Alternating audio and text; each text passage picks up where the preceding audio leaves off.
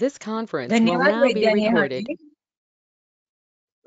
आज के हमारे गेस्ट लेक्चरर है डॉक्टर नितिन कोचर सर और सर के विवेचन का विषय है evidence based role of Ayurveda's principle of agni as the driving cause and its importance in the management of cancers. Sir का परिचय कराने हेतु मैं वैद्या दीप्ति गुप्ता जी को आमंत्रित करती हूँ। वैद्या दीप्ति जी।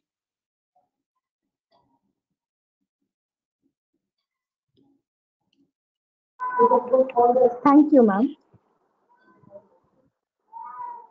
हमारे आज के वक्ता doctor Nitin Kochar sir, he was an ex-honorable consultant at KM Hospital, Mumbai, Health Center, University of Mumbai, and Srimati KG Mittal Hospital, Mumbai.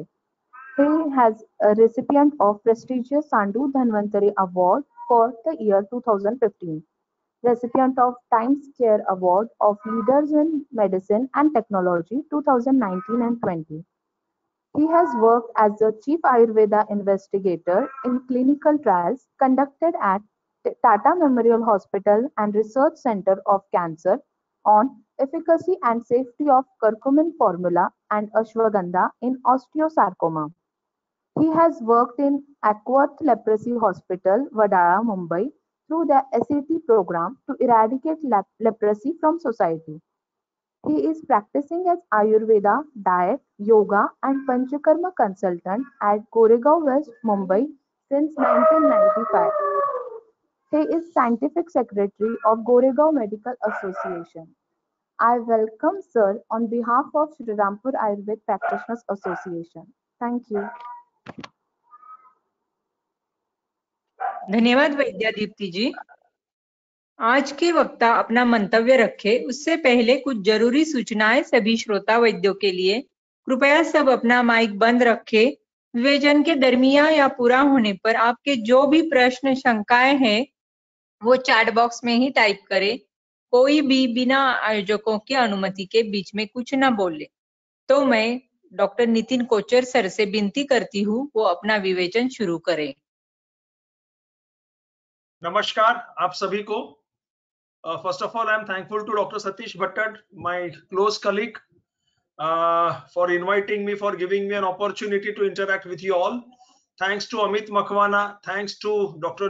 Mrs. Neha Makwana for wonderful Dhanvantari chanting. Thanks to Dr. Dipti for giving my introduction. So without wasting now much of time, let me start. I am practicing since last 25 years.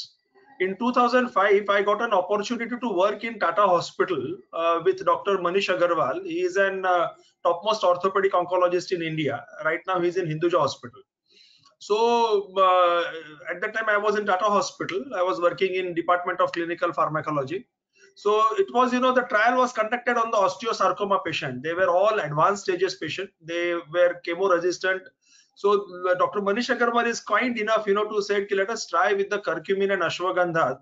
So there are certain trials which were conducted in the West, and Pittsburgh University, they said we will conduct trial in Pittsburgh. But then thankfully Dr. Manish Agarwal, he said no, curcumin belongs to India, ashwagandha belongs to India and Ayurveda, so we will start here. And that's how the process started, and I got involved into that.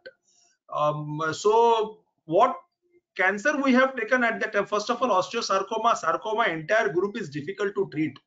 So we had taken all 4th stage cancer. So we were not expecting any miracles. So what we were expecting, is there any safety? It's not a simple curcumin, it's a curcumin formula so that there is an absorption. It's not simple ashwagandha. It contains, vithaferin A with certain percentage, so that it has got anti-cancer properties, anti-sarcoma properties. So out of 24, only 2 patients survived. All rest of the 22 patients died. But even these 2 patients, they survived for longer period. It's supposed to be an achievement, because sarcoma has got as such no treatment. And as I said earlier, because all these patients were absolutely advanced, they were chemo resistant, metastatized.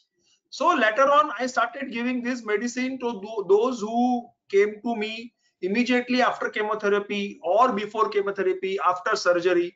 So Dr. Manish Agarwal, had sent his patient. Other oncologists in Mumbai, they sent a patient to me. And then what is my observation and their non-biased observation? Those who have received this herbal medicine, they are at the better end. These are scientifically proven, evidence-based herbal medicine. Those who have received this formulation, their lifespan was longer than those who have not received. Their quality of life was better. Their chemotherapy tolerance was better. Side effects of radiations were less. So, you know, that's how the whole process started, and I'm giving the treatment.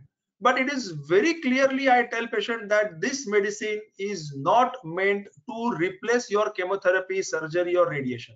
In fact, I discourage patient if somebody comes to me and asks whether I can avoid the surgery. So I said clearly no. Many patients, they come to me with the hope that panchakarma can be done and a lump can be reduced and all. But friends, it doesn't happen. With Vamana Virachan, you may feel, that is what my experience is, you may feel that the lump is reduced because of the reduction in some inflammation, but disease doesn't go away. In fact, it increases faster.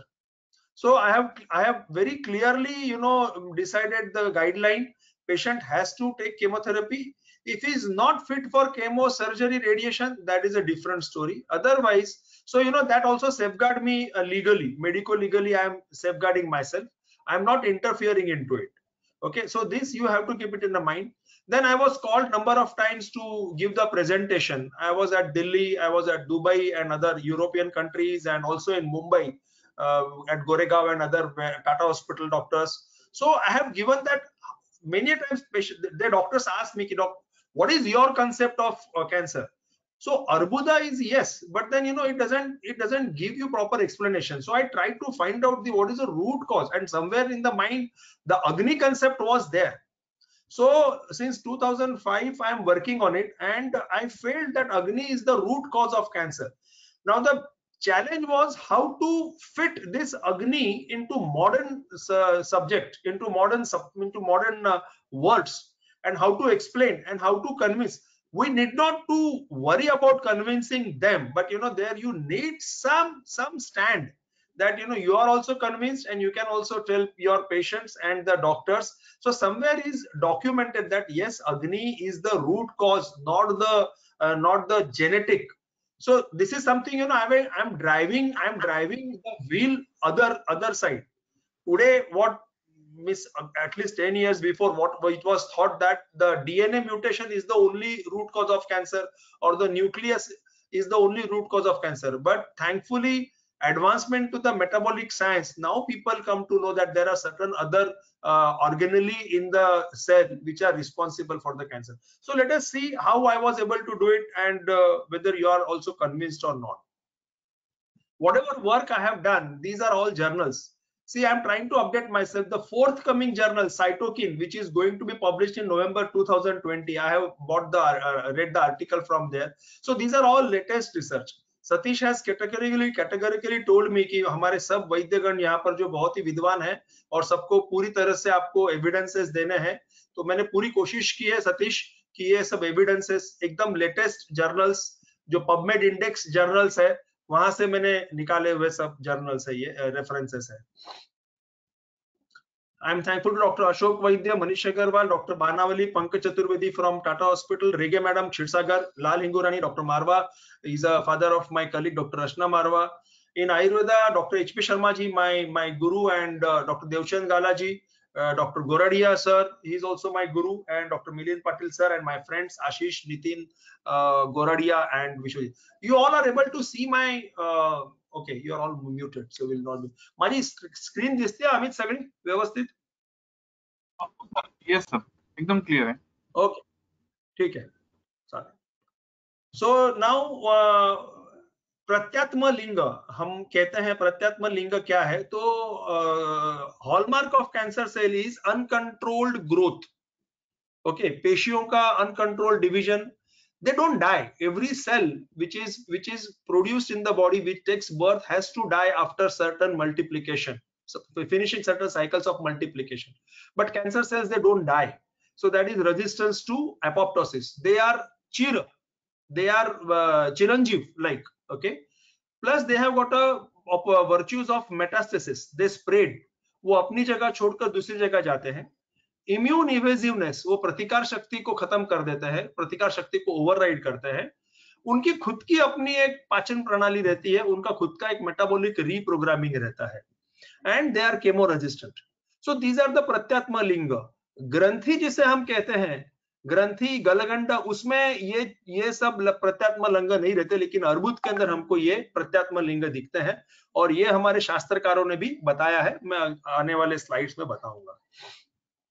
So as I said, normal cell division होगा, 1 से 2 बनेंगे, लेकिन अगर कोई abnormal cell बनता है, you will be surprise friends, 50 lakh abnormal cell रोज बनते हैं शरीर के अंदर, 50 lakh. 350 billion 350 trillion cells are there in our body, उसमें के 50 लाख जो सेल्स है वो एबनॉर्मल रहते हैं, कैंसरस रहते हैं, हमारी इम्यूनिटी उनको खत्म कर देती है। This what you are able to see, the green cell is abnormal, तो इसको हम खत्म कर देती है। लेकिन अगर किसी कारणवश ये सेल मरा नहीं और नीचे अगर ग्रोथ होने लग गया, तो भी कम से कम 2 या 3 अगर उसके म्यूटेशन होते हैं, आप इसमें देख सकते हैं, इसके अंदर उसका न्यूक्लियस 1 स्टार का है, इसमें 2 स्टार का हो गया है, इसमें ये 3 स्टार का हुआ है, और साथ में इसका सेल का जो स्ट्रक्चर है वो भी चेंज हो गया है। और इस तरह से जब ये 2 या 3 बार उसका म्यूटेशन होता है, तब का जाके वो कैंसर होता है।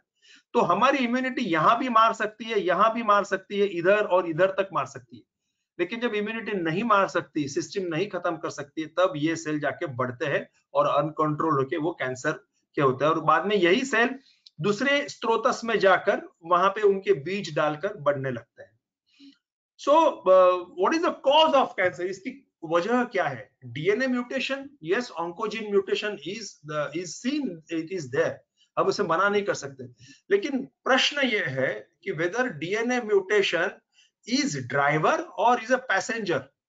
ये मेडिकल टर्मिनोलॉजी का बड़ा एक वर्ड है कि वेदर दिस पर्टिकुलर थिंग ये ड्राइवर है, यानी ये कॉज है, ये हेतु है, या ये उसका पैसेंजर है, यानी ये दूसरा कोई कारण, दूसरा कोई है कि जो ड्राइवर जहां जाएगा वहां पे चले जाएगा। ओके, तो this is the question, DNA mutation driver है या पैसेंजर है, ठीक है? And is cancer outcome of malignant metabolic process? These are the 3 things which I would be discussing. DNA mutation cause है या नहीं वो देखेंगे। DNA mutation अगर है cause, तो वो प्रमुख वजह है या उप प्रमुख वजह है। और तीसरी जो महत्व की चीज है, कैंसर कौन सी ऐसी चीज की वजह से निर्माण होता है। ये जर्नल जैसे मैंने बताया, this is from oncology therapy, 2000 कौन सा ईयर है यहाँ पे, 2017 लेटेस्ट है। इन्होंने क्लियर लिखा है, DNA mutation may not be the cause of cancer, very clearly it is may not be the cause of the cancer. एक और जर्नल हम देखते हैं काफी बार कि फादर को भी कैंसर है और बेटे को भी कैंसर है, ये एग्जाम्पल होने के बावजूद भी, या माँ को भी कैंसर है और बेटी को भी कैंसर है, ये एग्जाम्पल होने के बाद में भी आप नहीं बोल सकते कि वो डीएनए म्यूटेशन का है। क्यों? क्योंकि बाप और बेटा या माँ और बेटी वो एक ही एनवायरमेंट रह रहे हैं, वो एक ही टाइप का डाइट ले रहे हैं, शायद पिताजी भी स्मोकिंग करते हैं और बेटा भी स्मोकिंग करता है, तो दोनों को कैंसर हो सकता है। माँ का आहार गलत है, बेटी का भी आहार गलत है, तो शायद वो आहार कैंसर का वजह हो सकता है। तो ये जो फैक्ट शीट जो लिखी है नेशनल इंस्टीट्यूट ऑफ ये यूएस का साइट है ये फैक्ट शीट, तो even if a cancer susceptibility variant is present in the family, it doesn't mean कि अगर किसी को कैंसर के वो जीन है तो उसको कैंसर होगा। So it is very clear that DNA mutation is not the driving cause of the cancer. It is important cause, but it is not the driving cause of the cancer. So it is very important fact. Okay. So then what is the cause of it? DNA mutation अगर नहीं है तो दूसरा cause क्या है? तो ये carcinogenesis journal है, अगेन 2013-14 के ये सब आर्टिकल्स है। इन्होंने क्लियर कट लिखा है कि cancer is a metabolic disease, और ये मेटाबॉलिज्म का अगर आपने ट्रीटमेंट किया तो कैंसर ठीक होता है। जैसा मैंने ये हाईलाइट किया है, the genomic instability observed in the tumour cell and the hallmark are not the consequence of DNA mutation, but they are consequences of metabolic abnormality. So cancer is not the DNA mutation का outcome, cancer is an outcome of metabolic disease. तो ये पहला सिद्धांत मुझे fix करना था कि cancer, जब मैं अग्नि के बारे में बात करता हूं तो मुझे ये सिद्धांत चाहिए था कि कैंसर ये मेटाबॉलिक डिसऑर्डर है, and with this some paper, and there are certain other papers, it is very prominently seen that cancer is an outcome of abnormal metabolism which causes damage to the DNA mutation, और उसके बाद में DNA mutation की वजह से और other 6 जो hallmark cancer के हैं, uncontrolled cell growth and apoptosis and metastasis, ये सब produce होते जाते हैं. But the root cause is metabolism. So I have to treat that metabolism. If I'm able to treat the metabolism, if I'm able to restore the metabolism, तो शायद cancer अच्छी तरह से ठीक हो और फिर से न हो. ये 2009-8 का जर्नल का है पेपर. तो इन्होंने देखा कि आउट ऑफ 100 ओनली 10% कैंसर जो है जेनेटिक्स है, only 10%. Remaining 90 to 95% of the cancer are because of the environmental causes. Now environment का मतलब वातावरण नहीं, जो मॉडर्न टर्मिनोलॉजी एनवायरनमेंट है उसके अंदर ये डाइट. दोस्तों देखिए 35% of the cancer cause is diet. Tobacco भी 30% है, इन्फेक्शन 15 to 20%, ओबेसिटी ये 20% का बढ़ के अभी 30% to 35% हो गया है. So obesity is the cause of cancer, one of the causes of cancer. तो माँ भी अगर मोटी है और बेटी भी अगर मोटी है तो कैंसर हो सकता है. अल्कोहल इज सिर्फ 4 to 6% cause of the cancer. इसका मतलब ये नहीं कल से हम सब अल्कोहल चालू कर दे पीना. And there are certain other causes, stress factor and all, accident है, ट्रोमा है, उसके वजह से कैंसर स्टिमुलेट हो सकता है. सो इफ यू सी दोस्तों, डाइट 35% इज द कॉज. अभी होता क्या है, ये एनवायरमेंटल कॉजेस यानी गलत आहार से या टोबैको से या इन्फेक्शन से होता क्या है, ये सब चीजें, गलत चीजें सबसे पहले माइटोकॉन्ड्रिया को हिट करती है. माइटोकॉन्ड्रिया, हर एक सेल में 200 से 300 माइटोकॉन्ड्रिया है जो पाचन शक्ति कंट्रोल करती है. हम जो कुछ भी खा रहे हैं वो माइटोकॉन्ड्रिया में जाकर वहां पे आपके सेल के लिए एनर्जी पैदा करता है, जो सेल के लिए सबस्ट्रेट चाहिए, फैटी एसिड्स है, न्यूक्लिक एसिड, जो सेल को लगने वाला मटेरियल है, रॉ मटेरियल है, वो सब तैयार करता है. तो डैमेज माइटोकॉन्ड्रिया, ये एनवायरमेंट जो को फैक्टर्स है, ये सब माइटोकॉन्ड्रिया को डैमेज करते हैं. और ये माइटोकॉन्ड्रिया डैमेज होने के बाद में वो जीन्स को डैमेज करता है, न्यूक्लियस को डैमेज करता है, और उसके वजह से फिर ये breast cancer and all those things जो है, ये 10% जो हम बोलते हैं, ये शुरुआत होती है.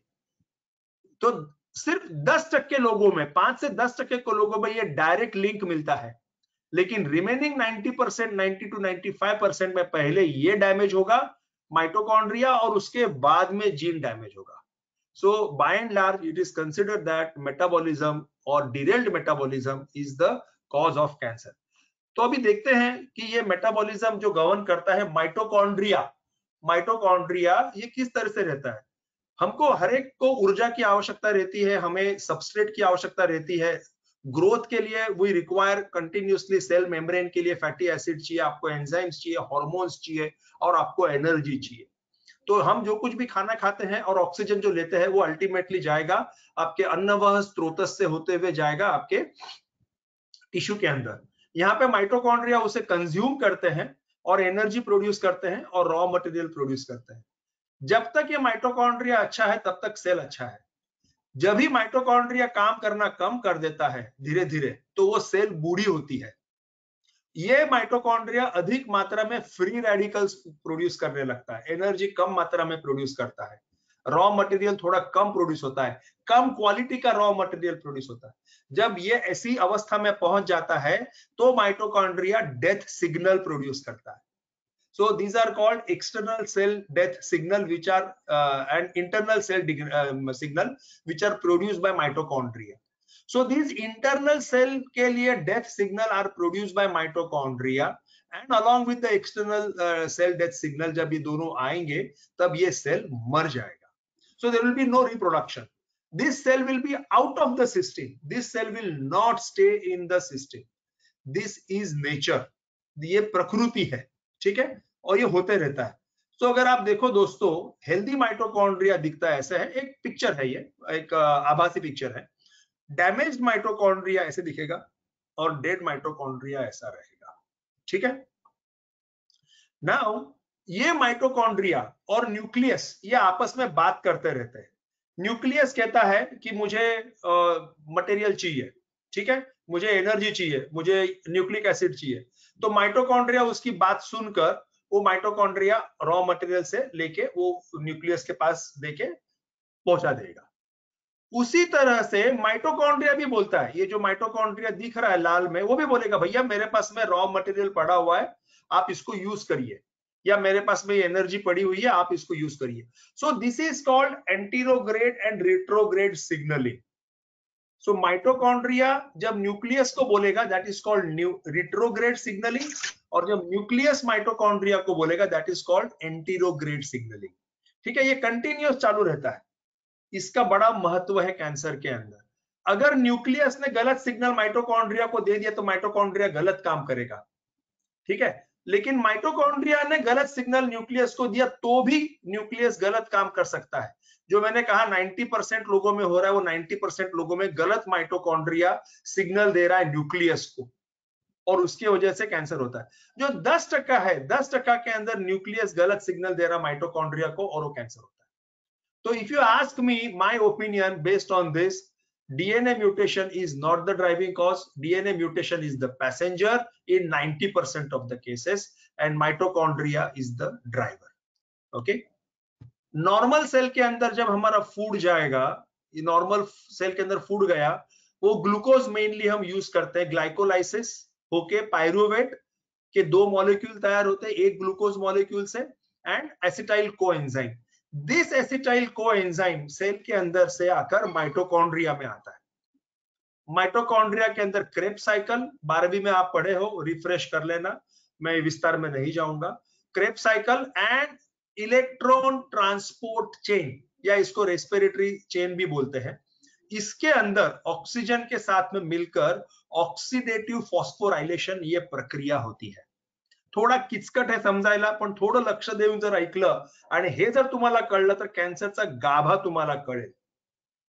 तुम्ही सगळ्या ठिकाणी व्यवस्थित छाती ठोकपणे सांगू शकाल की हे कॅन्सरचं कारण आहे। तो माइटोकॉन्ड्रिया मध्ये, माइटोकॉन्ड्रिया के अंदर एसिटाइल कोएंजाइम जाता है और क्रेब्स साइकिल और इलेक्ट्रॉन ट्रांसपोर्ट चेन के अंदर ऑक्सीजन के साथ में मिलकर ऑक्सीडेटिव फॉस्फोराइलेशन क्रिया होती है, जिसके वजह से एटीपी, एक ग्लूकोज मॉलिक्यूल से 40 एटीपी के मॉलिक्यूल तैयार होते हैं, हीट तैयार होती है, गर्मी पैदा होती है सेल के अंदर। ओके, रिएक्टिव ऑक्सीजन स्पेसिस यानी फ्री रेडिकल्स तैयार होता है, हाइड्रोजन और कार्बन डाइऑक्साइड। हाइड्रोजन और कार्बन डाइऑक्साइड बॉडी में से निकल जाएंगे, फ्री रेडिकल कुछ समय के लिए कार्यरत रहता है, बाद में वो भी निकल जाता है। एटीपी हम यूज करते हैं एनर्जी काम के लिए, बोलने के लिए, टिश्यू बिल्डिंग के लिए, और गर्मी बहुत इसका जरूरी है पैदा होना। अगर गर्मी पैदा नहीं हुई तो डायबिटीज जैसी बीमारियां होती है, उसका एक अलग लेक्चर हम कभी रखेंगे, बताऊंगा फिर कभी। सो this is called catabolic pathway, यानी अनाज में का वो एनर्जी निकाल लिया, ठीक है, दिस इज कैटाबॉलिक। अभी एनाबॉलिक पाथवे क्या है? तो जो अनाज के अंदर जो फैट था, जो कार्बोहाइड्रेट था, जो प्रोटीन था, उससे रॉ मटेरियल बनता है। फैटी एसिड है, न्यूक्लिक एसिड है, ये मेन उनसे बनते हैं। प्रोटीन से वो उससे बनता है, अमाइनो एसिड से वो उससे बनता है। सो this is the raw material. तो एक अनाज से मुझे एनर्जी भी मिलती है और रॉ मटेरियल। जब तक हम बच्चे रहते हैं तब ये रॉ मटेरियल हमारे ग्रोथ के लिए काम में आता है। बड़े होने के बाद में ये रॉ मटेरियल रिपेयर के लिए काम में आता है, जो वेयर एंड टेयर जो हमारी प्रोसेस होती रहती है उसके रिपेयर के लिए काम में आता है। नाउ कैंसर में क्या होता है, ये माइटोकॉन्ड्रिया हो गया डैमेज्ड, ये काम नहीं कर रहा है, अनेक कारण से डैमेज हो गया, वो कारण हम आगे देखेंगे। तो अभी होता क्या, ये पायरुवेट तक तो बन गया, एसिटाइल कोएंजाइम भी थोड़ी मात्रा में बन जाता है, लेकिन माइटोकॉन्ड्रिया के अंदर जाता नहीं है, ठीक है। माइटोकॉन्ड्रिया में नहीं जाने की वजह से ऑक्सीडेटिव या कम मात्रा में जाता है, तो वहां पे ऑक्सीडेटिव फॉस्फोराइलेशन की क्रिया नहीं हो रही है। अब मुझे एनर्जी तो चाहिए, तो सेल क्या करेगी, सेल जो है, सेल ये एसिटाइल कोलिन को फिर से खींच लेगी। इनफैक्ट क्रेब्स साइकिल के अंदर जो एसिटाइल कोएंजाइम गया है और जो साइट्रेट बना है, उसको माइटोकॉन्ड्रिया वापस बाहर फेंक देता है कि मैं काम नहीं कर रहा हूं। तो सेल के पास में वापस आता है, और सेल के अंदर जब जाएगा, सेल के पास में एक बैकअप प्लान रहता है कि अरे भैया माइटोकॉन्ड्रिया अगर काम नहीं कर रहा है, मेरे को एनर्जी तो चाहिए, तो उनका ग्लाइकोलाइटिक दूसरा पाथवे चालू होता है, एलडीएच पाथवे चालू होता है, ठीक है। और ये एलडीएच पाथवे के अंदर, ग्लाइकोलाइटिक पाथवे के अंदर अगर आप देखेंगे तो ये एलडीएच, लैक्टेट डिहाइड्रोजनेज, लगभग सभी पायरुवेट को लैक्टेट में कन्वर्ट करता है, और सिर्फ 2 मॉलिक्यूल मिलेंगे एटीपी के। जो पहली मेरी क्रिया थी उसमें एक ग्लूकोज से मुझे 40 मॉलिक्यूल मिल रहे थे एटीपी के, अभी इसके अंदर मुझे सिर्फ 2 मॉलिक्यूल मिल रहे हैं एनर्जी के। तो मेरी बॉडी को तो एनर्जी चाहिए, तो मैं बहुत ज्यादा मात्रा में खींचूंगा, ठीक है ना। और ये क्रिया जो है ये फर्मेंटेशन की क्रिया है, इसमें बहुत अधिक मात्रा में लैक्टिक एसिड तैयार होता है। यही लैक्टिक एसिड वो सेल की इम्यूनिटी के ऊपर, सेल की इम्यूनिटी को काम नहीं करने देता है। इम्यूनिटी चाहती है कि ये लैक्टिक एसिड को निकाल दूं, या जहर को निकाल दूं, लेकिन वो लैक्टिक एसिड जो है इम्यूनिटी को काम नहीं करने देता, ठीक है। और यही लैक्टिक एसिड अलग अलग स्रोतों में जाकर दूसरे सेल्स को डैमेज करके कैंसर की, वहां के माइटोकॉन्ड्रिया को डैमेज करके कैंसर की प्रक्रिया चालू करता है। अभी जैसा मैंने बताया कि सेल का माइटोकॉन्ड्रिया काम नहीं कर रहा है, बैकअप प्लान काम कर रहा है। बैकअप प्लान के अंदर मैं ज्यादा मात्रा में अनाज खींच रहा हूं, तो मेरा सेल ज्यादा मात्रा में क्या प्रोड्यूस कर रहा है, मेरा सेल ज्यादा मात्रा में प्रोड्यूस कर रहा है रॉ मटेरियल। तो अत्यधिक मात्रा में सेल के अंदर रॉ मटेरियल पड़ा हुआ है, जैसे कि फैटी एसिड्स, न्यूक्लिक एसिड्स, ये सब अमाइनो एसिड्स अत्यधिक मात्रा में ये सबस्ट्रेट्स पड़े हुए हैं। क्रेब्स साइकिल जो माइटोकॉन्ड्रिया का है वो भी क्या कर रहा है, एसिटाइल कोएंजाइम को प्रोसेस करके बाहर भेज रहा है। तो ये सिग्नलिंग, ये अत्यधिक मात्रा में का रॉ मटेरियल, अत्यधिक मात्रा में का रॉ मटेरियल और जो क्रेब्स साइकिल का गलत सिग्नलिंग है, ये जाएगा न्यूक्लियस को, रिट्रोग्रेड सिग्नलिंग को। और न्यूक्लियस को ये बताया जाएगा कि भैया हमारे पास में, हमारे सेल के अंदर में बहुत मात्रा में रॉ मटेरियल पड़ा हुआ है। ये माइटोकॉन्ड्रिया के अंदर ऑक्सीडेटिव फॉस्फोराइलेशन क्रिया नहीं हो रही है, कम मात्रा में हो रही है। सो अभी न्यूक्लियस को सिग्नल मिल गया कि इसके पास में बहुत अधिक मात्रा में रॉ मटेरियल है। So nucleus will be compelled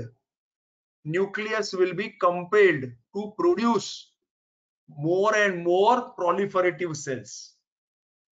ये ध्यान से समझेगा, due to excess amount of metabolic intermediates, okay, nucleus, अपरिपक्व धातु अधिक मात्रा में पड़ा हुआ है। So nucleus will be compelled to its new metabolic state. वो क्या कह रही है कि अधिक मात्रा में प्रोलिफरेट करो, क्योंकि रॉ मटेरियल बहुत है, उसको कंज्यूम करो। सो nucleus becomes proliferative, uncontrollable stimulates, आपके ग्रोथ फैक्टर स्टिमुलेट हो जाएंगे, ग्रोथ रिसेप्टर स्टिमुलेट हो जाएंगे, ऑल काइनेजेस स्टिमुलेट हो जाएंगे। तो इसके वजह से सेल्स का अनकंट्रोल ग्रोथ और प्रोलिफरेशन होगा।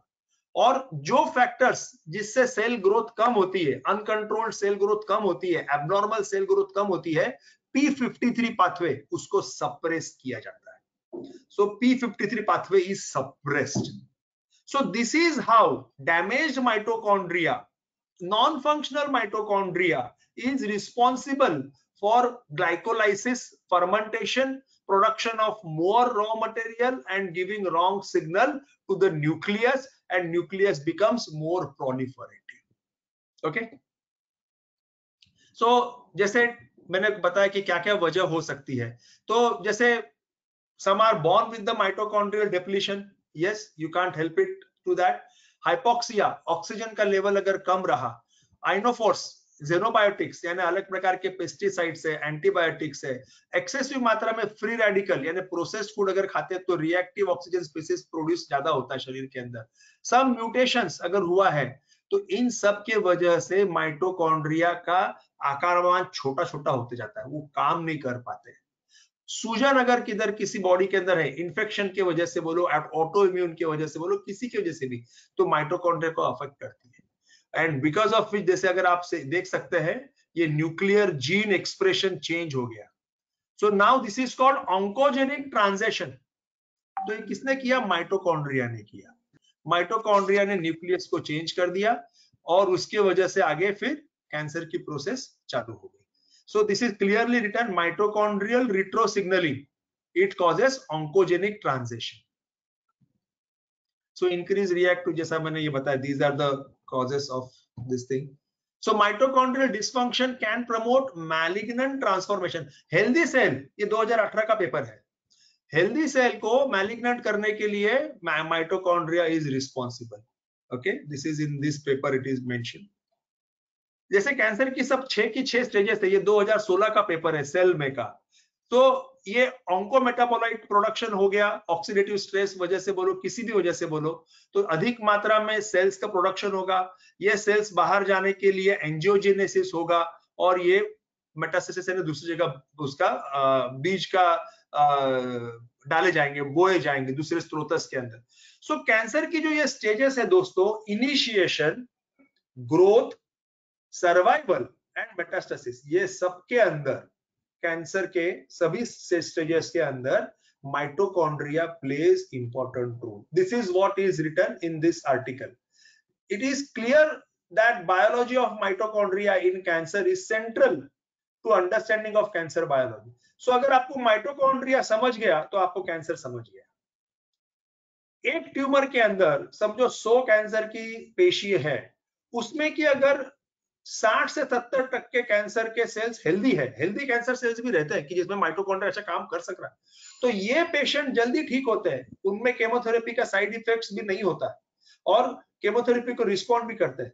लेकिन अगर यही कैंसर के सेल्स के अंदर उल्टा है, अगर नॉन फंक्शनल माइटोकॉन्ड्रिया ज्यादा है और हेल्दी माइटोकॉन्ड्रिया कम है, तो ये पेशेंट कैंसर को रिस्पॉन्ड नहीं करते। This is what is written, mitochondrial dysfunction and chemo resistance. So retrograde signaling, again nucleus, C and N metabolism, tumor microenvironment and cancer chemoresistance. So healthy mitochondria रखना, ये अगर आप रख सकते हैं तो आपके कैंसर के ट्रीटमेंट के लिए accompany होगा, कैंसर की ट्रीटमेंट के लिए सहयोगी होगा। This you can explain to your modern doctors that how Ayurveda treatment is going to be useful. You are improving the healthy mitochondria, you are removing unhealthy mitochondria. So because of which chemo resistance will also reduce. Okay, ये बहुत ही अच्छा प्रयोग किया गया था एक, this is publish in 2014 के अंदर। ये जैसा आप देख रहे हैं आपके लेफ्ट हैंड साइड में नॉर्मल सेल है, नॉर्मल सेल से नॉर्मल सेल होगा, ये एबनॉर्मल यानी ट्यूमर सेल है, ट्यूमर सेल से ट्यूमर सेल होगा।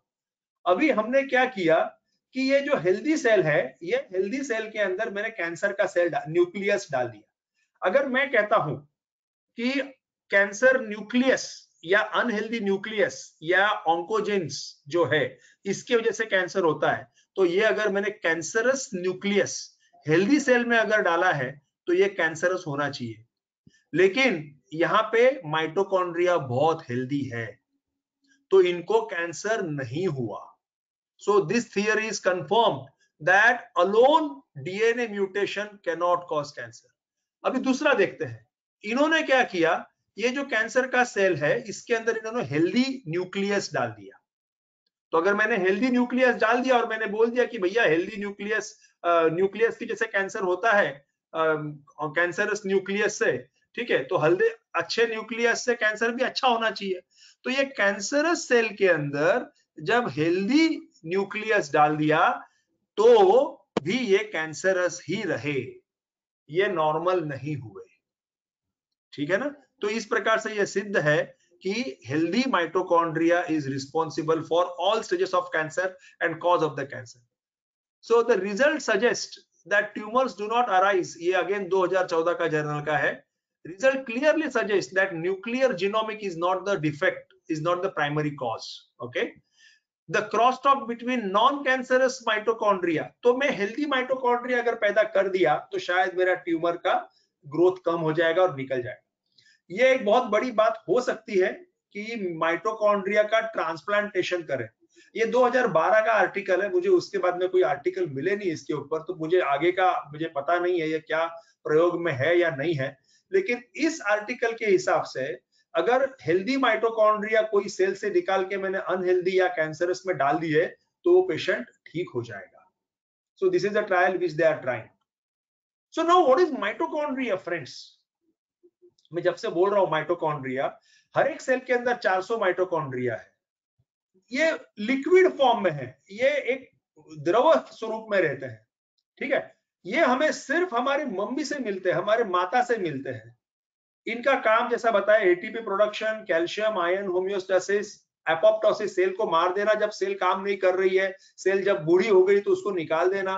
ठीक है, और इंट्रासेल्युलर सिग्नलिंग का काम करना, ये सब काम जो है माइटोकॉन्ड्रिया से किया जाता है। ठीक है, गलत खाना पीने से, गलत वातावरण से, गलत चीजों से, गलत सवैयों से ये माइटोकॉन्ड्रिया खराब हो जाता है। ठीक है, इसका फंक्शन कम हो जाता है जैसे उम्र बढ़ती है। और उपवास करने से या कम खाने से ये माइटोकॉन्ड्रिया का फंक्शन अच्छा होता है। तो भैया ऐसी आयुर्वेद में ऐसी कौन सी चीज है कि जो माइटोकॉन्ड्रिया को पूरी तरह से मैच करती है, जो लिक्विड स्वरूप में है, जो सिर्फ मां से मिलती है। हम पुरुषों के पास में वो सेल्स अंदर हम नहीं दे पाते, हम फीटस को वो नहीं दे पाते। तो ऐसी कौन सी चीज है?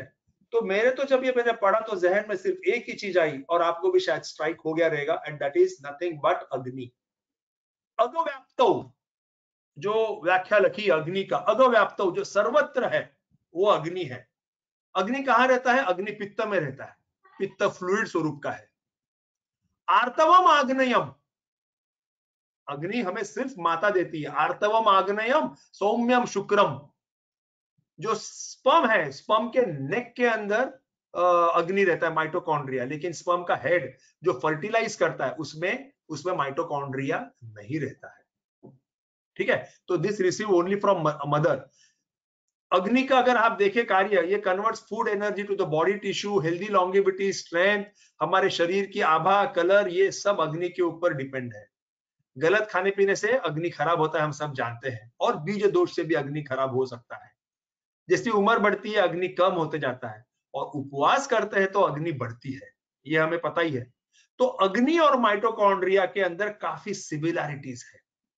तो मुझे ये बात जच गई और मैंने इसके ऊपर रिसर्च आगे चालू किया। सो व्हाट इज अवर श्लोक? आयु वर्ण बल स्वास्थ्य उत्साह उपचयो प्रभा, ओजो तेजो अग्नयः देह अग्नि हेतु काहा, शांते अग्नौ म्रियते युक्ते चिर जीवति अनामयः, रोगी ही स्यात् विकृते अग्नि मूलम तस्मात् निच्यते। तो ये सभी के सभी, यानी अग्नि अच्छा है, माइटोकॉन्ड्रिया अच्छा है तो आदमी अच्छा है। अग्नि खराब है, माइटोकॉन्ड्रिया खराब है तो आदमी बीमार है। अग्नि मर गया, माइटोकॉन्ड्रिया मर गया तो सेल मर गया, और अधिक मात्रा में जब सेल मर गए तो वो व्यक्ति की मृत्यु होती है। तो अग्नि ही जीव है, अग्नि ही सब मूल कारण है। So is mitochondria. ठीक है, अभी जब कैंसर की बात करेंगे, जो आपके लेफ्ट हैंड साइड में दिख रहा है, डिसफंक्शनल माइटोकॉन्ड्रिया की वजह से ये 6 स्टेजेस होती है। ठीक है ना, इन्वेजन, तो हमारा संचय प्रकोप प्रसर एकदम dot same to same, accumulation of oncometabolite संचय, loss of tumour suppressive function, ये ऑन्कोमेटाबोलाइट्स प्रकोप वही बढ़ने लगते हैं, फैलने की तैयारी में रहते हैं। अनलिमिटेड प्रोलिफरेशन, कंटिन्यूअस प्रोलिफरेशन, जो मैंने 3-4 आपको दिखाए थे म्यूटेशन, पहला म्यूटेशन, दूसरा म्यूटेशन, तीसरा म्यूटेशन, दैट वाज प्रकोप। और जो अंतिम है, जो बाहर निकल गया और बड़ा गड्ढा तैयार किया, बड़े बॉक्सेस, ये क्या ट्यूमरिस तैयार किए, ग्रोथ तैयार किए, वो प्रसर है। Invasion and colonization that is स्थान संश्रय। ओके, एक्सप्रेशन दैट इज व्यक्ति। ये सब स्टेजेस के अंदर कैंसर बहुत सी बार धीरे धीरे बढ़ता है, इसके लिए सिम्टम समझ में नहीं आते, लेकिन यहाँ पे सिम्टम समझ में आते हैं। अगर यहाँ पे संचय प्रकोप में समझ में आ गया तो बीमारी जल्दी से ठीक हो जाएगी। ठीक है, and extensive spread and metastasis that is भेद, वो अल्टीमेटली सब जगह फैल गया और फुल ब्लोन कैंसर हो गया, that becomes difficult to treat. Okay, अभी ये आयुर्वेद में लिखी है, गात्र प्रदेश क्वचिदेव दोषा सम्मूर्छिता मांसम अभिप्रदुष्य। ध्यान से देखिएगा ये लाइन, वृत्त स्थिर मंदरूज महानतम अनल्प मूलम, बहुत गहरा रहता है। और क्या वाक्य है? चीर वृद्धि अपाकम, कैंसर के सेल्स आर चिरंजीव, दे डोंट डाई, एपोप्टोसिस नहीं होता है, एंड अपाकम, और उन्हें पाक नहीं होता। तो ये क्लासिकल जो सिम्टम्स जो चरक ने, जो सुश्रुत ने जो लिखा है, अर्बुद की जो व्याख्या दी है, वो 100% जो मॉडर्न कैंसर है उसमें फिट होती है। जी गाठ पिंड गोलाकार स्वरूपाची आहे, हळूहळू पण चिरकालीन वाढते, खूप खोलवर पसरलेली असते आणि खूप मोठ्या प्रमाणात दोष दुष्य असतात, त्याला अर्बुद म्हणतात। वात पित्त हे 7 प्रकार आहेत। मेटास्टेसिस हमको मालूम है, रिलैप्स हमको मालूम है, वो समय भी ये बातें लिखी थी। वही जगह अगर कोई कैंसर उत्पन्न हुआ है तो उसे अध्यर्बुद कहते हैं। और एक ही समय 2 जगह, लंग्स में भी दिखता है कैंसर और प्रोस्टेट में भी दिख रहा है, तो उसको द्विरार्बुद कहते हैं। और इसकी चिकित्सा क्या है? तो कर्षण, पंचकर्म है, लेप है, काढ़े है, इससे उसका साइज कम होगा। वो जाएगा क्या? जाएगा नहीं, इन्होंने लिखा है उसका आकार कम करो। ठीक है, उसके बाद में भूल देऊन ये मैंने संस्कृत ट्रांसलेशन किया हुआ है, कुछ मेरा टीवी पे इंटरव्यू था तब उसके लिए बनाई थी ये स्लाइड। उसके बाद में शस्त्र क्रिया करनी है और उसके बाद में अग्निकर्म करना है। आज क्या कर रहे हैं? केमोथेरेपी, साइज श्रिंक, सर्जरी निकल जाएगा और रेडिएशन, अग्निकर्म।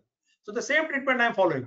और चौथा ट्रीटमेंट जो है उन्होंने बताया रसायन दो, इम्यूनिटी बढ़ने की ट्रीटमेंट दो कि वापस से कैंसर न हो। तो basically I am working on रसायन चिकित्सा, ठीक है, इसके ऊपर मैं काम कर रहा हूं कि ताकि वापस से न हो, रिलैप्स न हो और स्प्रेड न हो। तो अगर आप देखें तो व्हाट आयुर्वेदा हैज रिटन कि ज्यादा मीठा खाने से, ज्यादा खारट खाने से, तीखा खाने से, ओके, विष यानी कोई जहर नहीं पीता है, लेकिन तंबाकू, सिगरेट ये सब जहर है, आघात, ग्रहणी, मिथ्या, जो आप एनवायरमेंटल कॉजेस देखे आपने जो 90% उसमें ये सब आते हैं। इसके वजह से अग्नि खराब होता है, अन्न का पचन नहीं होता है, विषारी घटक का नाश नहीं होता है और फिर कैंसर की प्रक्रिया शुरू हो जाती है। तो शुरुआत में क्या होगा? ये मंदाग्नि से आम दोष हम सबको मालूम है, मैं इसके बारे में डिटेल में नहीं करूंगा।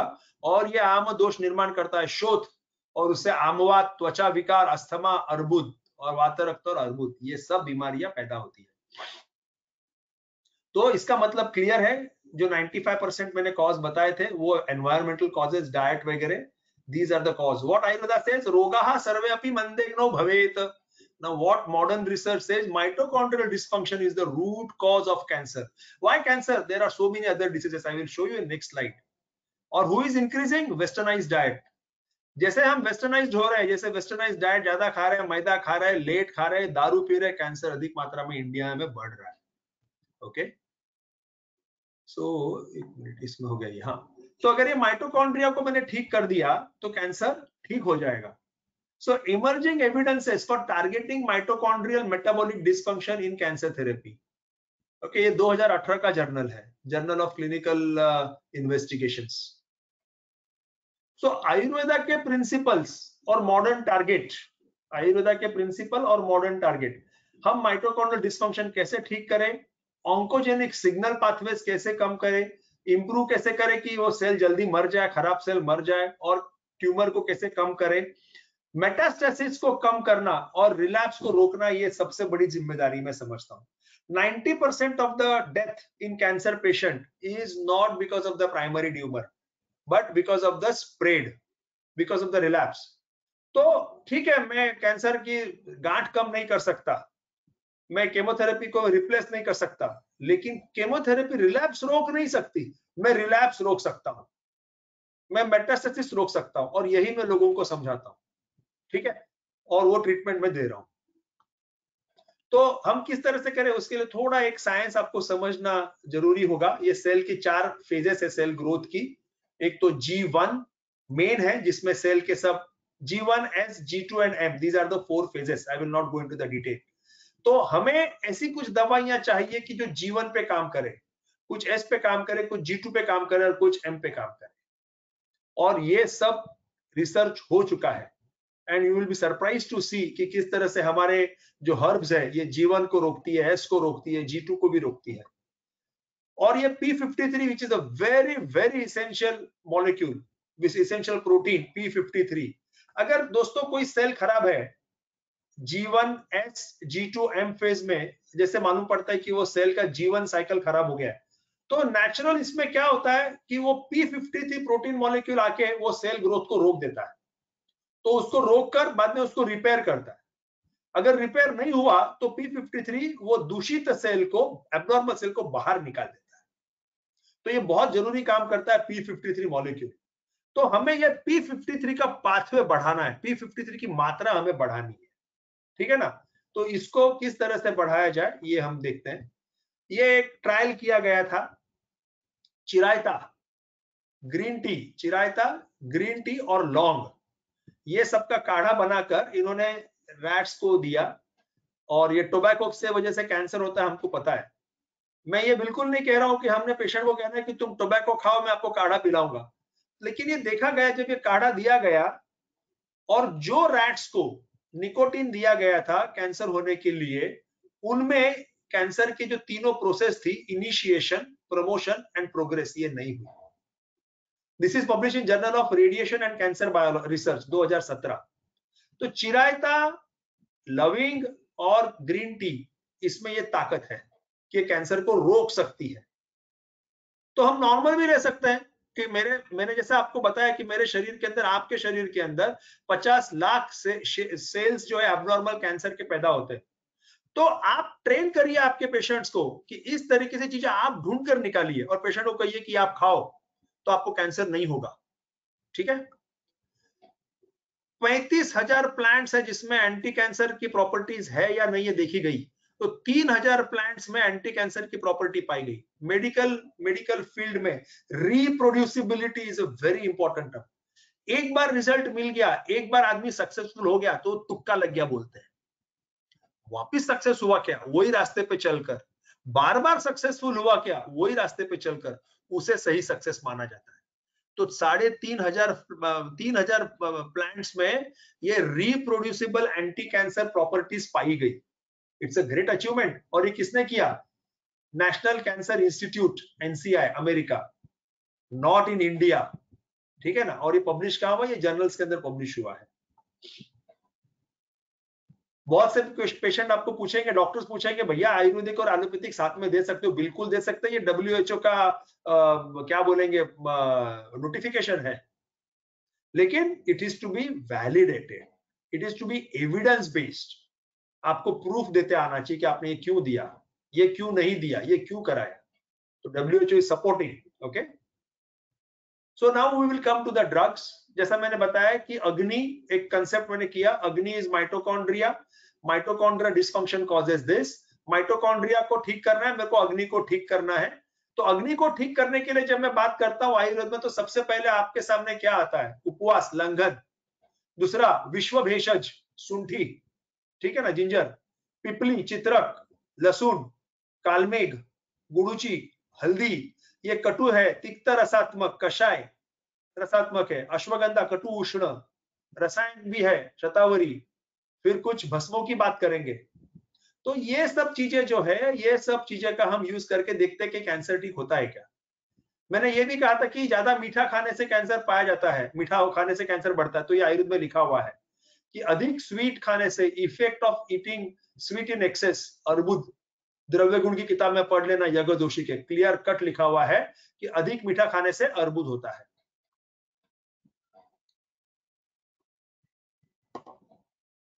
ये कैंसर के जो मैं बोल रहा हूं किस तरह से, ये नॉर्मल सेल जब कैंसर की तरफ जाती है उसको मैं रोकने के लिए प्रिवेंशन, ब्लॉकिंग एजेंट्स बोलते हैं। ये कैंसर की एक प्रकोप अवस्था में आ गई, प्रकोप से मुझे प्रसर में रोकना है, तो ये होते हैं उसको suppressing agent. This is blocking, this is suppressing agent. Okay, अभी सप्रेस हो गया लेकिन मेरे को उसको और आगे प्रसर नहीं होने देना है। ओके, तो उसके लिए भी ये सप्रेसिंग एजेंट, ब्लॉकिंग एजेंट, ये सब काम करते हैं। और पूरी तरह से फैल गया तो उसके बाद में उसको मैं बॉडी में इनहिबिट करूं, कोशिश करूं। सो this is called inhibition of invasion, angiogenesis and metastasis. So these are the all chemopreventive drugs. The drugs which are able to prevent cancer initiation, growth and progress are called chemopreventive drugs. I am giving chemopreventive drugs. Chemotherapy is the treatment which is given to kill cancer cells. Chemopreventive is the treatment which is given to prevent cancer process and to prevent metastasis and to prevent relapse. This you have to understand and this you have to explain it to the patient. तो ginger के अंदर का जो active molecule है gingerol, it improves lipid accumulation, it improves mitochondrial dysfunction. Okay, this is food and research journal, या year लिखा होगा 2018 का है। Okay, so ginger is excellent for improving mitochondrial dysfunction. Ginger is very good for reducing insulin resistance in skeletal muscle.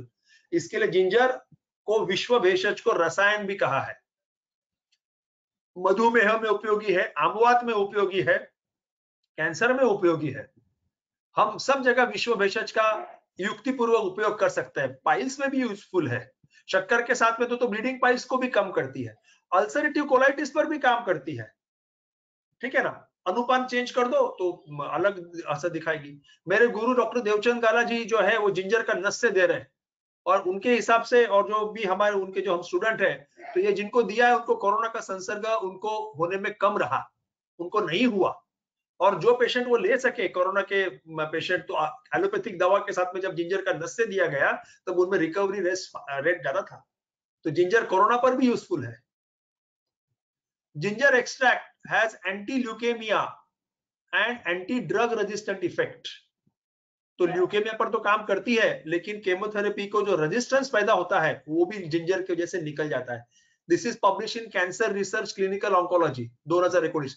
Satish एक एक reference मी शोधून काढलाय, खूप मेहनत केली आहे, सगळे रेफरन्सेस काढायला, काही काही पेपर्स मी परचेस केले 3-3, 4-4 हजार रुपये देऊन।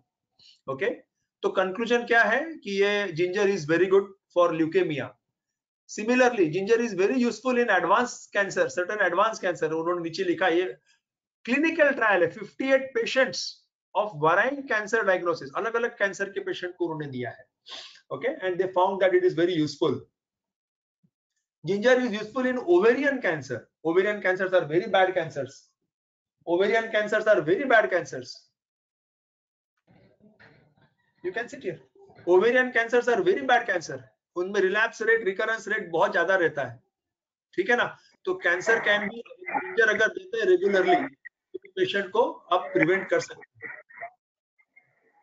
जिंजर किस तरह से काम करेगा? ये ऑन्कोजीन है, CMYC, ये ऑन्कोजीन को, और टेलोमेरेज जो है, ये टेलोमेरेज एक्चुअली लॉन्गेविटी के लिए जरूरी है, आयुष्य के लिए जरूरी है। तो मैं टेलोमेरेज कम कर रहा हूं, तो जिंजर से तो आयुष्य कम होना चाहिए, ऐसा नहीं है।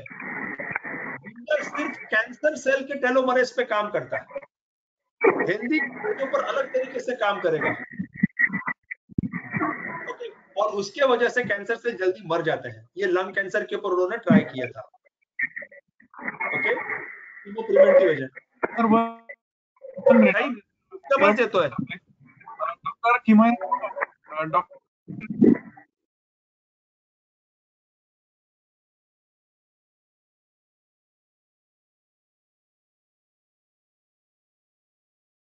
Okay sir, continue. So ginger is an active compound in cancer from 4 figures to nanotherapeutic application. This is published in Seminar in Cancer Biology 2019. Okay. भेषज ginger अग्नि पर काम करेगी, माइटोकॉन्ड्रिया पर काम करेगी। आप लोग आराम से ये शास्त्रीय एविडेंसेस देकर, मॉडर्न एविडेंसेस देकर आप यूज कर सकते हैं युक्ति पूर्वक। कितनी मात्रा में यूज करना है, किसको यूज करना है, किसको नहीं करना है, किसको क्या अनुपात देना है, ये आपको ठहराना है। ये एक गाइडलाइन है कि ginger has got anti cancer properties. Okay, next नहीं बोले।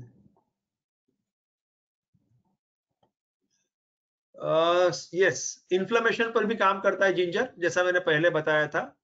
ओके, उसके बाद में आता है पिपली। पिपली को हम श्रेष्ठ रसायन कहते हैं। सो कैंसर कीमो प्रिवेंशन, पिपली, ये फ्रंटियर्स इन सेल बायोलॉजी के अंदर है कि how Pipli is useful in treating cancer. And when the research was done they were very much surprised. जैसा कि मैंने पहले बताया था कि G1 है, G2 है, S है और M, ये फेजेस जो है। फ्रेंड्स, पिपली जो है, ये सब सेल फेजेस जो होते हैं, G1 है या G2 है, they are dependent on the kinases. Pippali ये सब काइनेजेस को रोक देती है और उस हिसाब से एबनॉर्मल सेल के जो सेल प्रोलिफरेशन है, सेल मल्टीप्लिकेशन है, रुक जाता है। So pippali act on G1 phase through some cyclins. Pippali act on S phase also, जिसमें न्यूक्लियस तैयार होता है। Pippali act on G2 phase also, जहां पे वो सेपरेशन के लिए तैयार हो रही है cell. And pippali act on M phase also, कि जहां पे वो सेपरेट हो रहे हैं। So pippali is a wonderful drug. Okay, how it works? It also works on the cancer stem cells. Cancer के केमोथेरेपी की वजह से, कैंसर तो मर जाता है, लेकिन स्टेम सेल्स नहीं मरते हैं, मदर सेल्स नहीं मरते हैं। तो अश्वगंधा और पिपली, ये दो चीजें स्टेम सेल पर काम करती है। ये मेरा कहना नहीं है, ये वो जर्नल का कहना है। ओके, तो आपको एक फॉर्मूला मिल गया, अश्वगंधा है, शुंठी और पिपली। योग रत्नाकर में जो अश्वगंधादि चूर्ण है, आप यूज करिए उसको राजयक्ष्मा प्रकरण के अंदर, ठीक है। तो पिपली के किस तरीके से काम होते हैं सब? यस, पिपली के अंदर ये these are the causes, cell cycle arrest, stem cell पर काम करना, ग्रोथ फैक्टर्स पर काम करना, ये सब अलग अलग पिपली के टारगेट्स है. So you can use pippali, you can use Sitopaladi, you can use pippali rasayan, you can use Pippaladi avaleh, you can use Ashwagandhadi churna. ये आपकी युक्ति पर निर्भर करता है कि पेशेंट को सिम्टम्स क्या है, प्रकृति क्या है और क्या यूज करना है. उसके बाद में जब भी हम अग्नि की बात करते हैं तो आपके और मेरे जहन में एक चीज जरूर आती है और वो है चित्रक. चित्रक वर्क्स, या ऑन्को टारगेट नाम की जर्नल है, बहुत अच्छी जर्नल है. चित्रक work on hepatic cancer. Arogyavardhini में चित्रक है. रसगंधक लोहाभ्र शूल भस्म समाशका त्रिफला द्विगुणम युज त्रिगुणम शीतागुण चतुर्गुणम पुरम मूलम. 4 मात्रा उसके अंदर चित्रक की है. ठीक है ना. और specially it works on HER2 receptor, human epidermal growth receptor. ये रिसेप्टर जिस लेडी को पॉजिटिव है उसको ब्रेस्ट कैंसर और ओवेरियन कैंसर बहुत ज्यादा मात्रा में फैलता है. तो आप उसको चित्रक का प्रयोग कराइए. चित्रक आदि चूर्ण है, आरोग्यवर्धिनी है, अजमोद आदि है, जो भी चित्रक का यूज करना है आप कर सकते हैं. ठीक है. प्लम्बाजिन सप्रेसेस HER2 रिसेप्टर्स. ओके, तो ऐसे काफी रेफरेंसेस मुझे चित्रक के मिले, plus nuclear factor kappa B पर भी काम करता है. इसके बाद में जो चीज पर मैंने काम किया था अश्वगंधा, उसका मैं कुछ बता रहा हूं. अश्वगंधा का तो क्लियर कट लिखा है, श्लेष्म शोथ श्वित्र क्षयापह. मैं अश्वगंधा इस पर भी यूज करता हूँ, श्वित्र पर भी यूज करता हूँ. रसायन है तो बहुत ज्यादा ही रिसर्च अश्वगंधा पर हो चुका है. और अश्वगंधा किस तरीके से काम करती है और कम से कम समझने के लिए ये आपको जितने बार दिख रहे उतने जर्नल, शायद उससे ज्यादा जर्नल्स मैंने पढ़ी है. तो जो कैंसर को घातक पाथवेज है, कैंसर को मारने वाले जो पाथवेज है, एपोप्टोटिक पाथवेज है, ये ब्लू है, ये सब अश्वगंधा से बढ़ते हैं. तो बैक्स बढ़ेगा, बैक बढ़ेगा. ओके, बाद में ये एसओडी, ये सब बढ़ते जाएंगे जिससे कैंसर मरता है. यहां मैंने लिखा है कैंसर अश्वगंधा से फ्री रेडिकल बढ़ता है. ध्यान में रहे. अभी आप कहेंगे फ्री रेडिकल से तो कैंसर भी होता है और फ्री रेडिकल से कैंसर ठीक कैसे होता है? तो कुछ मात्रा में फ्री रेडिकल अपने शरीर में होना जरूरी है. उसको हम कहते हैं प्रो ऑक्सीडेंट. जब फ्री रेडिकल उस मात्रा से ज्यादा हो जाएंगे तो वो कैंसरस होगा. लेकिन जितनी मात्रा में आवश्यक है उसकी मात्रा से भी कम अगर फ्री रेडिकल हुआ तो वो सेल मरेगा नहीं, एपोप्टोसिस नहीं होगा. ओके, तो अश्वगंधा हल्दी थोड़ी मात्रा में फ्री रेडिकल को बढ़ाने का काम करती है और उस वजह से वो माइटोकॉन्ड्रिया सेल को मार सकता है. कैंसर स्टेम सेल के ऊपर भी अश्वगंधा काम करता है. ठीक है. सो स्टेम सेल्स मर गए कैंसर के तो वापिस से रिलैप्स होने के चांसेस कम रहते हैं. ब्रेस्ट कैंसर के ऊपर है काम उसका. ये काफी पेपर्स है. बाद में अश्वगंधा के साथ में सोराफिनेब नाम की जो एंटी कैंसर ड्रग है वो दिया गया और उनमें पाया गया कि सोराफिनेब और अश्वगंधा दिया तो रिजल्ट अच्छा था. सो अश्वगंधा डजंट रिड्यूस. काफी ऑन्कोलॉजिस्ट बोलते हैं कि आप आयुर्वेदिक साथ में मत दो, लेकिन अगर आप ये पेपर बताएंगे उनको, ये अभी का हाल ही का पेपर है अमेरिकन जर्नल ऑफ सर्जरी, कि अश्वगंधा और सोराफिनेब दिया तो रिजल्ट अच्छे आ गए. ओके, इसी तरह से दूसरे पैक्लिटैक्सिल, बहुत ही कॉमन दवाई अश्वगंधा यूज करते हैं कैंसर के अंदर, पैक्लिटैक्सिल करके. तो पैक्लिटैक्सिल और अश्वगंधा दिया तो लंग कैंसर के अंदर रिजल्ट अच्छे थे. अमित केव्हा थांबायचं ते सांगा, वेळ झाली तर. अमित कंटिन्यू करू शकता, काही प्रॉब्लेम नाही. अजून हॅलो, हा ऐकतोय, कंटिन्यू करू ना. सर अजून अर्धा तास. हो ठीक हो. है.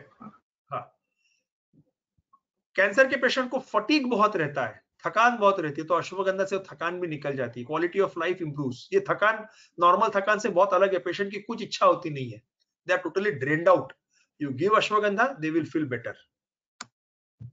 ओके, सो ये बहुत सारे ट्रायल्स किए गए थे अश्वगंधा के ऊपर. मैं सबके सब तो नहीं बता सकता, ये सब मैंने लिस्ट यहाँ पे डाल दी है. आप लोग भी बाद में जर्नल्स के अंदर जाके देख सकते हैं. हल्दी, ओके, हल्दी लैंसेट जर्नल के अंदर आर्टिकल आना बोले तो बहुत बड़ी चीज है। तो हल्दी के ऊपर का article, turmeric a spice for life, Lancet oncology volume 17 number 12, जो ये कौन से ईयर का, यहाँ ईयर नहीं दिख रहा, 2016 का है, तो लेटेस्ट है। लैंसेट में अगर कोई चीज आई है तो उसका महत्व 40 गुना 50 गुना बढ़ जाता है। ओके, सो हल्दी किस तरह से काम करती है, तो जो खराब माइटोकॉन्ड्रिया है उसको हल्दी निकाल देती है। It removes the bad mitochondria, dysfunctional mitochondria through some pathways, okay, and because of which cancer process is arrested. Turmeric also improves p53 pathway, जो मॉलिक्यूल जो मैंने बताया कि वो अगर अच्छा काम कर रहा है तो कैंसर सप्रेस होता है, तो p53 मॉलिक्यूल हल्दी की वजह से बढ़ जाता है। ये सब मैंने नटशेल में लिखा है कि कैंसर को मारने वाले जो घटक है, एपोप्टोटिक घटक, बैक्स, बैड, बैक, ये सब बढ़ते हैं। ओके, और कैंसर को जो यानी मारने वाले घटक बढ़ते हैं, घटाने उसको मारने वाले भी बढ़ते हैं, और कैंसर की जो ग्रोथ करने वाले घटक है उनको भी वो कम करता है। तो ये जो nuclear factor kappa B, okay, growth factor, kinases, ये सबसे कैंसर बढ़ता है, तो इसको ये कम करेगी। तो कैंसर को बढ़ाने वाले घटक को कम करना और कैंसर को मारने वाले घटक को बढ़ाना, ये दोनों काम हल्दी से होता है। ठीक है, माइटोकॉन्ड्रियल टारगेटर, अभी now they are trying to develop curcumin, they are trying to develop curcumin which will act only on mitochondria. So westerners, they are doing a lot of research, unfortunately nothing is happening in India. वहां पे काम करने वाले काफी हमारे doctors है, ये बात भी उतनी अच्छी है। बाद में शतावरी है, तो ये ऐसे काफी कुछ चीजें हैं। ये मेरा ट्रायल जो हम लोगों ने टाटा हॉस्पिटल में किया था और पब्लिश भी किया हुआ ये ट्रायल, तो इसमें मैंने क्लियर कट लिखा था कि हमारे पास में कोई स्टेज 4 के पेशेंट थे, जैसा मैंने पहले ही बताया था। तो रिजल्ट क्या था, मैंने क्या डोज दिया था, ये सब इसके अंदर लिखा हुआ है। एंड्रोग्राफिस पैनिकुलेटा यानी कालमेघ, कालमेघ और हल्दी का जो कार्यकार काम है वो लगभग सेम ही है। ठीक है ना। Kalmegh is also useful in rheumatoid arthritis में खूब यूज करता हूँ। कालमेघ ये कोरोना के पीरियड में भी हम खुद यूज कर रहे हैं क्योंकि उसके अच्छे रिजल्ट है। तो अगेन सेम, कैंसर को मारने वाले घटक को बढ़ाना और कैंसर को जो बढ़ाने वाले घटक है उनको घटाना, ये काम एंड्रोग्राफिस से होता है। ठीक है दोस्तों, आपको जानकर आश्चर्य होगा कि जो सबसे बेहतरीन केमोथेरेपी ड्रग्स है, जैसे पैक्लिटैक्सिल, विंका अल्कलॉइड्स, सिग्मेस्टेरॉल्स, कैम्फेटेरेसिन एंड एपिडोफाइलोटॉक्सिन, ये सभी potent anti cancer chemotherapeutic drugs are derived from herbs. 1960 से लेकर 2002 तक ये रिसर्च अमेरिका में किया गया और वहां पे ये डेवलप किया। ये दुर्दैव की बात है कि हम इंडिया में इतना हर्ब्स का खजाना होने के बाद में भी हम कुछ नहीं कर रहे। पैक्लिटैक्सिल आप किसी को पूछिएगा, vinca, taxol, they are best chemotherapeutic agent and they are developed by modern scientists, allopathic scientists. Okay, बहुत बड़ा विवाद का सब्जेक्ट है, भस्म यूज करें या नहीं करें। ठीक है, भस्म यूज करने को डर भी लगता है। प्यूरिफाइड भस्म है तो यूज कर सकते हैं, मैं तो बहुत कम यूज करता हूं और जो अच्छे सोर्स मुझे पता है उन्हीं से लेता हूं। जैसे डॉक्टर नितिन गोरडिया है मेरे फ्रेंड, वो काफी अच्छे बनाते हैं, वो काफी अच्छी दवाइयां मेरे को बना कर देते हैं, तो मैं उनसे ही लेता हूं ये सब चीजें। तो भस्म कैसे काम करते हैं, तो इन्होंने क्या लिखा, ये कैंसर मेटास्टेसिस रिव्यू 2017 का पेपर है, कैंसर मेटास्टेसिस रिव्यू 18 अक्टूबर, कि how metal complexes work, they bind with the nucleic acid protein. Mitochondria के बाद में न्यूक्लिक एसिड खराब हो गया, वो खराब न्यूक्लिक एसिड को निकालो, न्यूक्लिक एसिड को बांध के उसके बाद में उसको कॉन्फर्मेशन ऑल्टर करते हैं उसका फंक्शनिंग, और उसके जैसे कैंसर नहीं होता। So gold complex, copper complex, zinc and organic tin complex. Cis platinum they are using very toxic. Okay, so why not to use gold, copper, zinc and organic tin complex? This is written in that journal. ठीक है ना। तो ये भस्म का प्रयोग आपके पास में अगर अच्छे भस्म है, रिसोर्सेस कराइए और बिल्कुल बिंदास, थोड़ी मात्रा में, योग्य मात्रा में प्रॉपर केयर लेते हुए पेशेंट को इन्फॉर्म करके कंसेंट लेकर आप दे सकते हैं। Generally in advance stages I use, but with all this if patient says I don't want bhasma, I will not give. ठीक है। I am also trying to work on gold bhasma. University के doctor Manu Lopus जो है, उनके साथ में मेरा प्रयोग चालू है कि ट्रिप्टोफान स्टेबिलाइज्ड गोल्ड और हमारा गोल्ड भस्म, इसका कंपैरिजन स्टडी ब्रेस्ट कैंसर पर क्या होगा। तो हमने फिलहाल सेल लाइन स्टडी किया हुआ है and it is found to be that कि जो ट्रिप्टोफान स्टेबिलाइज्ड गोल्ड और गोल्ड भस्म का रिजल्ट लगभग सेम है। गोल्ड भस्म का रिजल्ट ज्यादा अच्छा है। Gold acts on the microtubules of the cancer cells. Microtubules are the one which give shape to the cancer cell or normal cells. Cancer के माइक्रोट्यूब्यूल्स को अगर मार दिया तो वो कैंसर का सेल कोलैप्स हो जाता है। ठीक है ना। सो दिस तरीके से है। ये मैंने एक नटशेल में बनाया था कि कौन सा ड्रग किधर काम करता है, कैसे काम करता है, काफी पेशेंट पूछते हैं, तो ये सब कुछ लिखा था। उसके बाद में बिल्कुल थोड़े में बताता हूँ उपवास। उपवास के लिए इनको मिल गया था 2015 में नोबेल पुरस्कार कि उपवास करने से कैंसर नहीं होगा, डायबिटीज नहीं होगा, हफ्ते में एक दिन उपवास करने से, जो हमारे पुरखे करते आ रहे हैं। संकष्टी है, चतुर्थी है, हम करते ही करते हैं, एकादशी है, करते ही करते हैं। ठीक है ना। लेकिन पुरस्कार कौन ले गया? ये जापानीज साइंटिस्ट लेके गया। ये मेरे गुरु है डॉक्टर देवचंद गाला जी। 1990 से मैं इनके पास में जा रहा हूँ, डॉक्टर देवचंद गाला। ठीक है। और ये एकदम पक्का आयुर्वेदिक प्रैक्टिस करते हैं, एमबीबीएस है, लेकिन शुद्ध आयुर्वेदिक चिकित्सा करते हैं। लंघन चिकित्सा मैंने इनके पास में सीखी। आमवात के पेशेंट मैंने इनके पास ठीक होते हुए देखे। ठीक है। तो 90 से ये कर रहे हैं और 2015 में अवार्ड मिला हमारे जापानीज साइंटिस्ट को, क्योंकि हम इनका काम आगे लेके जा ही नहीं पाए। तो किस तरह से उपवास काम करता है, ये जर्नल्स के अंदर में लिखा है कि हेल्दी माइटोकॉन्ड्रिया को बढ़ाएगा। ठीक है। उसके अंदर जो ऑक्सीडेटिव फॉस्फोराइलेशन नहीं हो रहा है उसको काम कराएगा, which is the root cause of cancer. तो मेरे सभी कैंसर के पेशेंट को मैं शाम को 6 बजे के बाद में खाना बंद करता हूँ। हफ्ते में एक दिन उपवास बोलता हूँ। हफ्ते में एक दिन बोलता हूँ सिर्फ 2 बार खाइए। हफ्ते में एक दिन बोलता हूँ आप 1 बार खाइए, एकाशना करिए, जैसा पेशेंट का प्रकृति है, जो स्टेज है। ठीक है। और उससे काफी फर्क पड़ता है।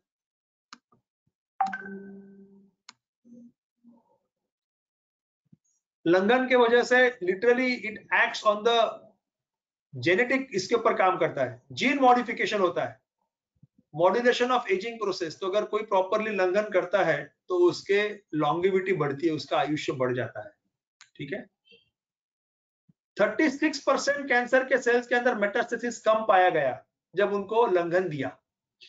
36% reduction in the metastasis due to down regulation and reduction of insulin like growth factor and up regulation जो फैक्टर हुए उसके वजह से कैंसर जल्दी मर गया, निकल गया। ऑटोफेगी बढ़ गई, कैंसर के सेल्स को अंदर के अंदर मारना जिसे ऑटोफेगी कहते हैं, ये बढ़ता है। So these are various. और जरूरी चीज डीएनए रेप्लिकेशन, जो गलत डीएनए रेप्लिकेशन हो रहा है वो ठीक हो गया। किससे ठीक हुआ? दवाई से नहीं, लंघन से ठीक हुआ। ठीक है। तो लंघन के बहुत फायदे हैं दोस्तों, उपवास के बहुत फायदे। लंघन आप कराइए, प्राण अविरोधी नाम लंघनम कराना चाहिए। केमोथेरेपी के साथ में ये पेशेंट को फास्टिंग दे रहे हैं, ये अमेरिकन जर्नल और ब्रिटिश जर्नल के अंदर लिखा हुआ है। कितना घंटे का लंघन दे रहे हैं? 48 घंटे का लंघन, 24 घंटे का लंघन, 72 घंटे का लंघन दे रहे हैं केमोथेरेपी के साथ में। और जब मैं यहाँ जाता हूँ और एलोपैथी डॉक्टर्स को बोलता हूँ सर मेरे को फास्टिंग कराना है, तो मुझे हंसते हैं। पेशेंट को केमोथेरेपी दे रहे हैं और साथ में पिज्जा खा रहा है, ब्रेड खा रहा है, बटाटा वड़ा खा रहा है, पोहा खा रहा है, क्या क्या खा रहा है पता नहीं, कहां से ठीक होगा। ठीक है ना। तो शॉर्ट टर्म फास्टिंग, ये यहाँ यूएस में सब ट्रायल चालू है एंड दे फाउंड कि जिनको फास्टिंग दिया केमोथेरेपी के साइड इफेक्ट उनमें कम पाए गए। कंट्रोल्ड फास्टिंग ऑफ कोर्स, कैसे करना है बताऊंगा। ठीक है। चरक ने लिखा था अष्टगुण मंड। अष्टगुण मंड लंघन 2 प्रकार के, लघु आहारात्मक लंघन या संपूर्ण उपवासात्मक लंघन। मैं लघु आहारात्मक लंघन की बात कर रहा हूं, संसर्जन क्रम की बात कर रहा हूं। तो अष्टगुण मंड पेया, विलेपी, यूष, मुद्ग, गोघृत संस्कृत किया हुआ, सरसप तेल से संस्कृत किया हुआ, ओके, मांसरस से। तो ये इसको बोलते हैं कैलोरी रिस्ट्रिक्टेड डाइट। लैंसेट के अंदर post graduate journal of medicine UK, इसमें क्या लिखा है? 800 से 1200 कैलोरी दो, लंघन का जो स्वरूप लिखा है कैलोरी रिस्ट्रिक्शन का।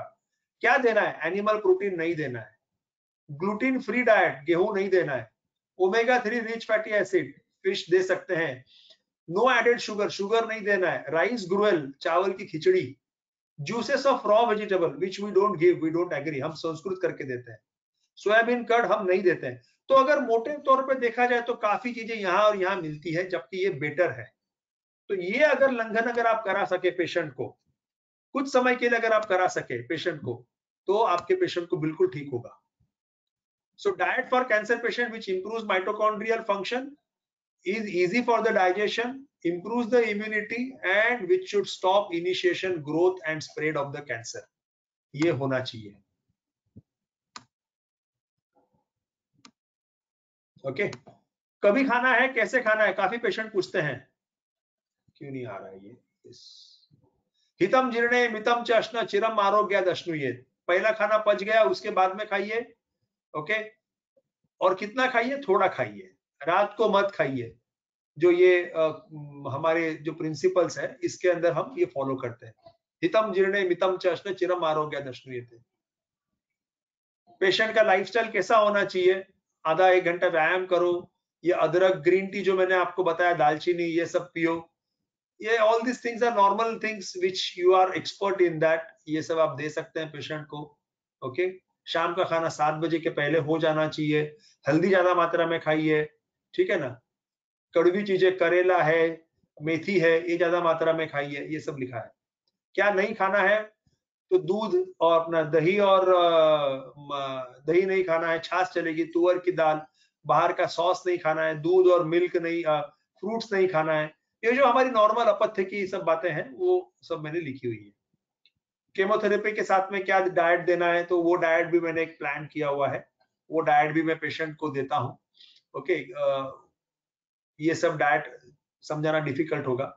मटन चिकन भी बोलता हूँ पेशेंट को मत खाओ, क्योंकि मटन चिकन से कैंसर जल्दी होता है, और ये सब आ भी चुका है, आर्टिकल्स भी आ चुके हैं, न्यूज़पेपर में तो है ही, और जर्नल्स के अंदर भी है। ओके, फास्टिंग, जैसा मैं बताया, फास्टिंग भी कराता हूँ पेशेंट को, जो अगर कर सके उनको फास्टिंग कराते हैं, ठीक है। सो ये मेरे कुछ पेशेंट्स हैं जिनको कैंसर, हिमेंजियो एंडोथेलियल कैंसर, वर्टिब्रा, ये 2014, 10, 9, किसी को टंग का कैंसर 2 बार हो गया, वापस होने के चांसेस थे, osteosarcoma, breast cancer, malignant melanoma, ये सब, लाइपोसार्कोमा, मल्टीपल माइलोमा, ये सब अलग अलग, इसोफेजियल कैंसर, एक ने तो 11 बार केमोथेरेपी ली थी, फिर भी उसको हो गया। अब उसके बाद वो मेरे पास में आज लगभग 6 साल से ठीक है। Recurrent high grade spindle cell sarcoma, ये सब पेशेंट आज मेरे पास ट्रीटमेंट ले रहे हैं। काफी पेशेंट्स हैं, उनमें के कुछ पेशेंट का मैंने डेटा यहाँ प्रोड्यूस किया है। ऑस्टियोसार्कोमा, मल्टीपल माइलोमा के 2 पेशेंट है कि जिन्होंने बोन मैरो ट्रांसप्लांट किया, उसके बाद में भी उनको कैंसर हो गया।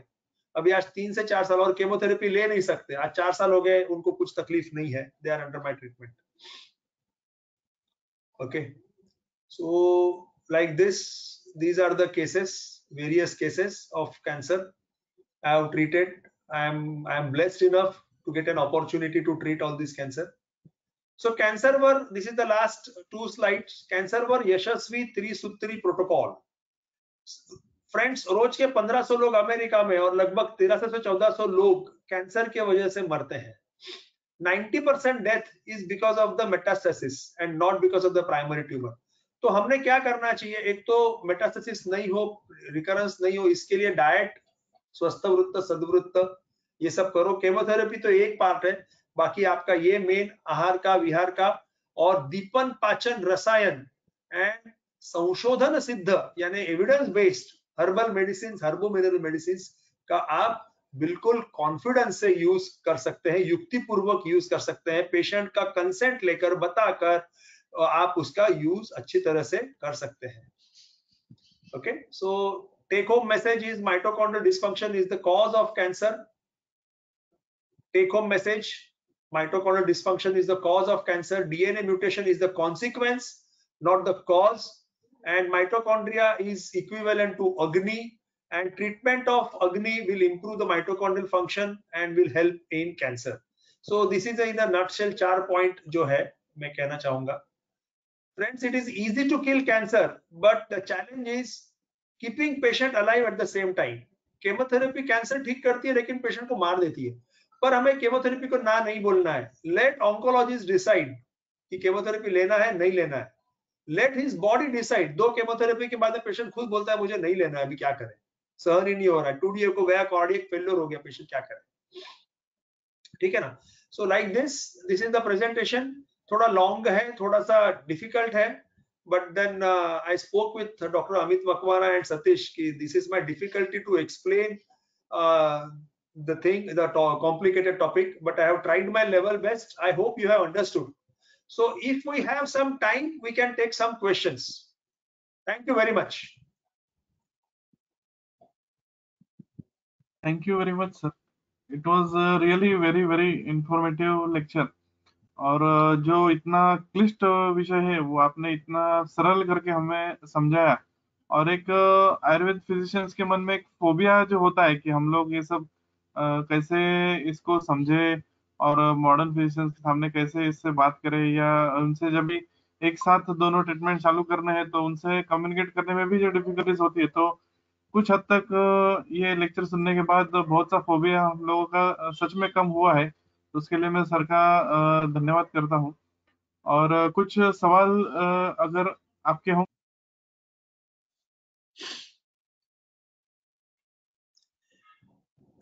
I think सगळ्यांना किंवा समजलं असेल किंवा डोक्यावर गेलं असेल. People are leaving now.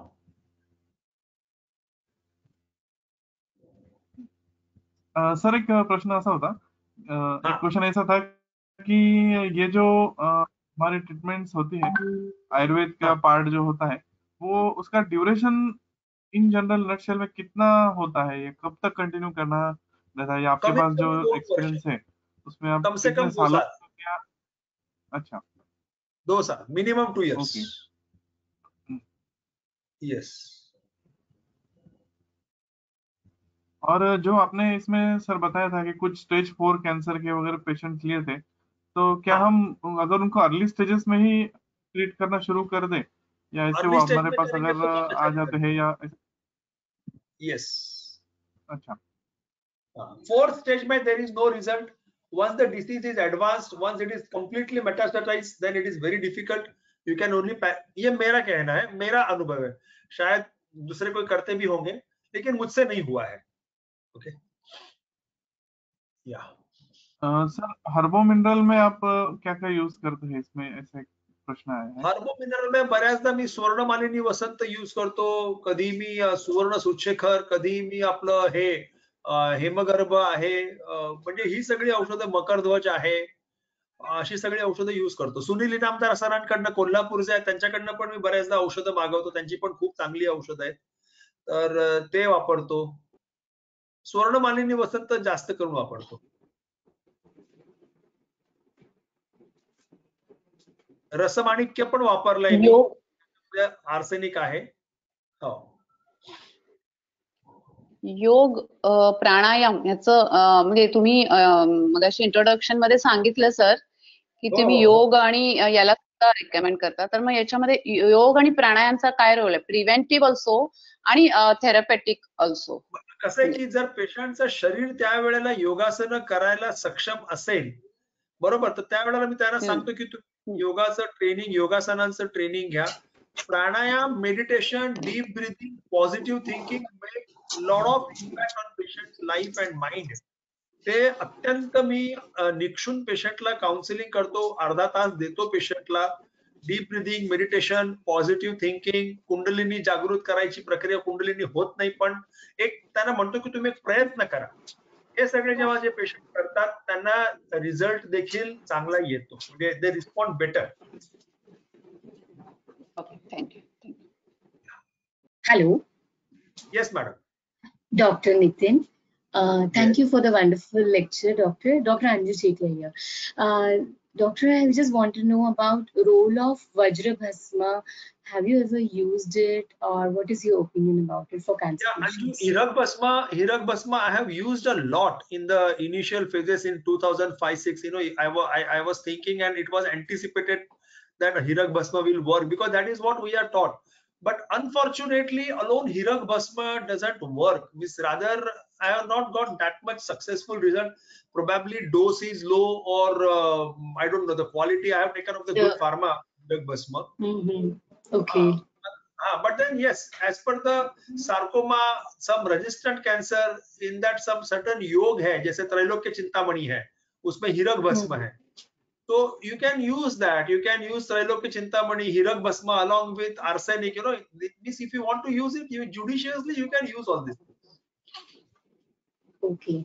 Thank you very much, Dr. Nitin. Thanks a lot. अपने कोई भी सवाल है तो कृपया प्लीज चैट बॉक्स में डालें. कोई अपना माइक अनम्यूट ना करे, नहीं तो एक साथ बहुत सारे माइक अनम्यूट होके कैओस हो जाता है. सिर्फ चैट बॉक्स में ही अपने प्रश्न डालें, सबके प्रश्न लिए जाएंगे. एक प्रश्न ऐसा था सर कि कोई अगर पेशेंट ने कीमोथेरेपी और रेडिएशन के लिए मतलब ये नहीं किया, डिनाई किया है, तो सिर्फ आयुर्वेदिक मेडिसिन पे ट्रीट करने का कोई एक्सपीरियंस आपके पास हो तो शेयर कीजिए सर हमारे साथ. ऐसे बहुत से पेशेंट आते हैं. एक पेशेंट था जिसको he had a mouth cancer and he had a tumor of say, आप बोलो चीकू के साइड का, चीकू तो नहीं बोल सकते, अंगूर के साइज का ट्यूमर था. और मैंने उसको क्लियरली बोला कि you get it operated. He had come with a great hope and expectation कि I will treat, but he was not happy. So he went somewhere and वहां पे कहीं जाके वो बोले लेप वगैरह लगाया. 2 महीने बाद मेरे पास में आया, बोले कि देखो मेरा निकल गया. But I said no, this is wrong. वो फूट गया है और ये और फैलेगा. And within 15 days वो जो छोटी सी गांठ थी वो इतनी बड़ी हो गई कि it became inoperable. तो विदाउट सर्जरी ऐसे कुछ चीजें आप नहीं कर सकते. एक पेशेंट मेरे पास में है जिसको सर्जरी कर दी and she was 61 at that time, now she is 70. एकदम फ्रेल फ्रेजाइल, तो उसको केमोथेरेपी बिल्कुल सूट होनी नहीं थी. उसके शरीर में she had a cervix cancer, तो uterus and all those things निकाल दिया था. Till now almost 9 years, okay, she is not on any chemotherapy. 2 बार रेडिएशन बीच में उसको दिया गया था, समवेयर इन द बोन्स कुछ स्पॉट पाए गए थे. Otherwise she has not taken chemotherapy. ऐसे केसेस कम है. आई डोंट आस्क पेशेंट, अगर केमोथेरेपी अगर ले सकता है पेशेंट, उसके साइड इफेक्ट्स नहीं है, यंग पेशेंट है, you should not ask them not to take, you should encourage. And medico legally also if you tell them कि नहीं आपको केमोथेरेपी और रेडिएशन से ठीक कर दूंगा, unless you have some evidences कि आपने ऐसे 1000 केसेस ठीक कर दिए हैं और आप बता सकते हैं, 100 केसेस भी अगर आपके पास में कुछ डेटा आपके पास में, तो आप जरूर शेयर करिएगा. I will be grateful to you. I don't have that kind of data, so that's why I don't play with the patient's life. We should not play with the patient's life. If chemotherapy is indicated, patient is able to tolerate, young patient है, आप जरूर उनको बोलो करो. नहीं कर सकते, chemo resistant हो गए, एक बार केमो ले लिया, 2 बार केमो ले रहे, काम नहीं कर रहा है, yes, then you can say now don't take it chemotherapy. Like that you have to take a call. So it depend from patient, and in patient also depends on his stages, different stages.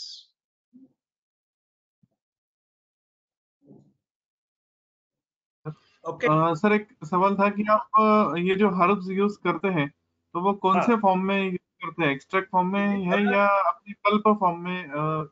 ये हल्दी जो है, ये हल्दी मेरा formula है लॉन्गविडा नाम से. ये फार्मांजा हर्बल कंपनी से मैं बनवा के लेता हूँ. इसमें कर्क्यूमिन है and there are certain excipients because of which it is getting absorb properly. So it's a formula, it's a curcuminoids and non-curcuminoids दोनों हैं. अश्वगंधा भी मेरा वैसा ही है. विथाफेरिन एक में मेरे पास में अश्वगंधा जो है विथाफेरिन 0.3% है, एक में विथाफेरिन 6% है, एक में विथाफेरिन 3% है. तो ऐसे प्रकार के मेरे पास में 3 अलग अलग टाइप के. जब हमने टाटा हॉस्पिटल में ट्राई किया था तो 92% वाला जो विथाफेरिन था, तो सब के सब सार्कोमा के रैट्स एकदम ठीक हो गए. सो वी थॉट यूरेका बहुत अच्छा है, लेकिन कुछ दिनों बाद वो रैट्स मर गए. So it was toxic. तो हमने 50% वाला विथाफेरिन दिया, तो rat survive, human normal survive, लेकिन जब पेशेंट को दिया तो लीवर डैमेज होने लग गया, सब लीवर एंजाइम्स बढ़ने लग गए. तो फिर हमने वो भी कम कर दिया. फिर धीरे कम करते करते 4.5%, 6% एंड ये 0.3% ये हम यूज कर रहे हैं अश्वगंधा के अंदर का विथाफेरिन ए. उसी तरह से जो कालमेग में यूज करता हूं उसके अंदर एंड्रोग्लिफाइड लगभग 20% है. So these are all specialized formulations. Tinospora के अंदर टिनोस्पोरिन भी इस प्रकार से कॉन्सेंट्रेटेड फॉर्म में लिया है.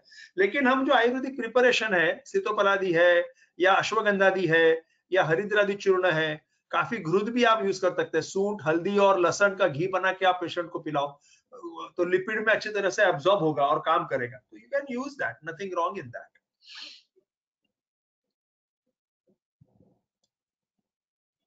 एक केस डाला है सर एक इसमें कि 58 इयर्स मेल है patient, metastatic cancer of sigmoid colon है और 5 साइकिल उनके हुए हैं कैपेसिटर। हाँ, क्या दे सकते हैं? केमोथेरेपी का 5 साइकिल हो गया, सर्जरी हुआ है क्या? सर्जरी नहीं हुआ है।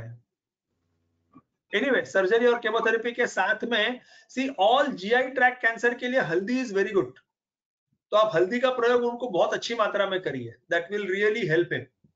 एक ये चीज बता सकता हूं, और दूसरा उनको दूसरे उनके सिम्टम्स क्या है, अगर ग्रहणी की कोई चिकित्सा अगर वो कर सके तो ग्रहणी के ऊपर काम करने वाली कोई अच्छी रस औषधि है वो आप दे सकते हैं।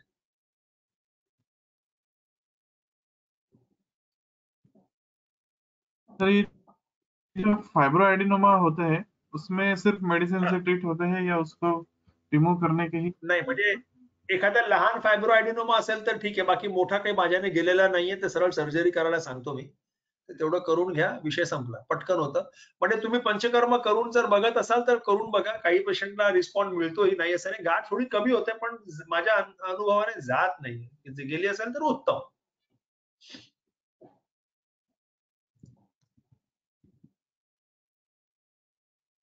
Anything else?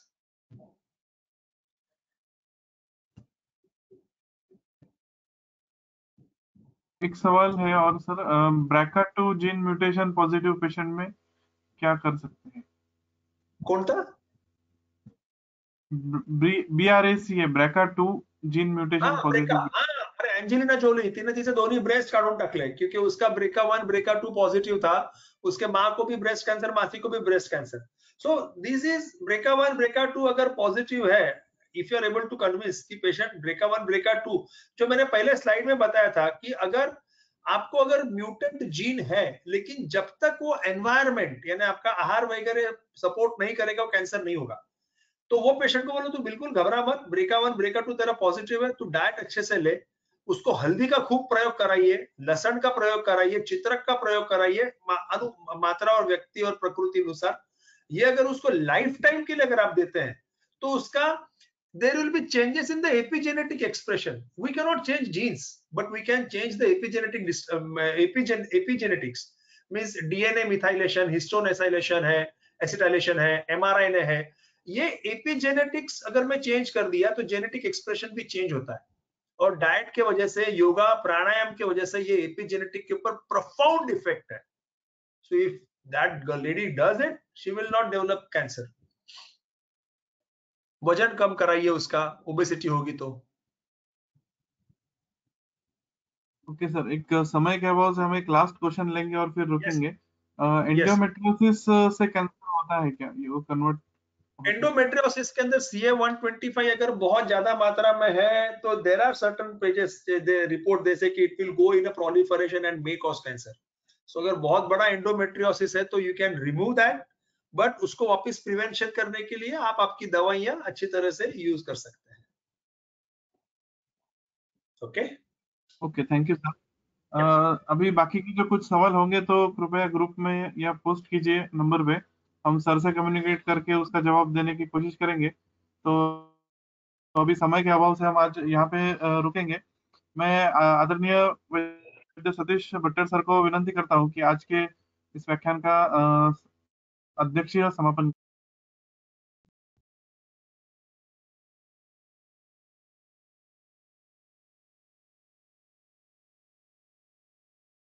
Bhattar sir, hello. Yes, धन्यवाद अमित। नितिन सर, मंगोला को आपको रिक्वेस्ट किया मैंने और आपने बहुत कम समय में, यस, चेहरा तर दाखव। चेहरा मी नंतर दाखवतो।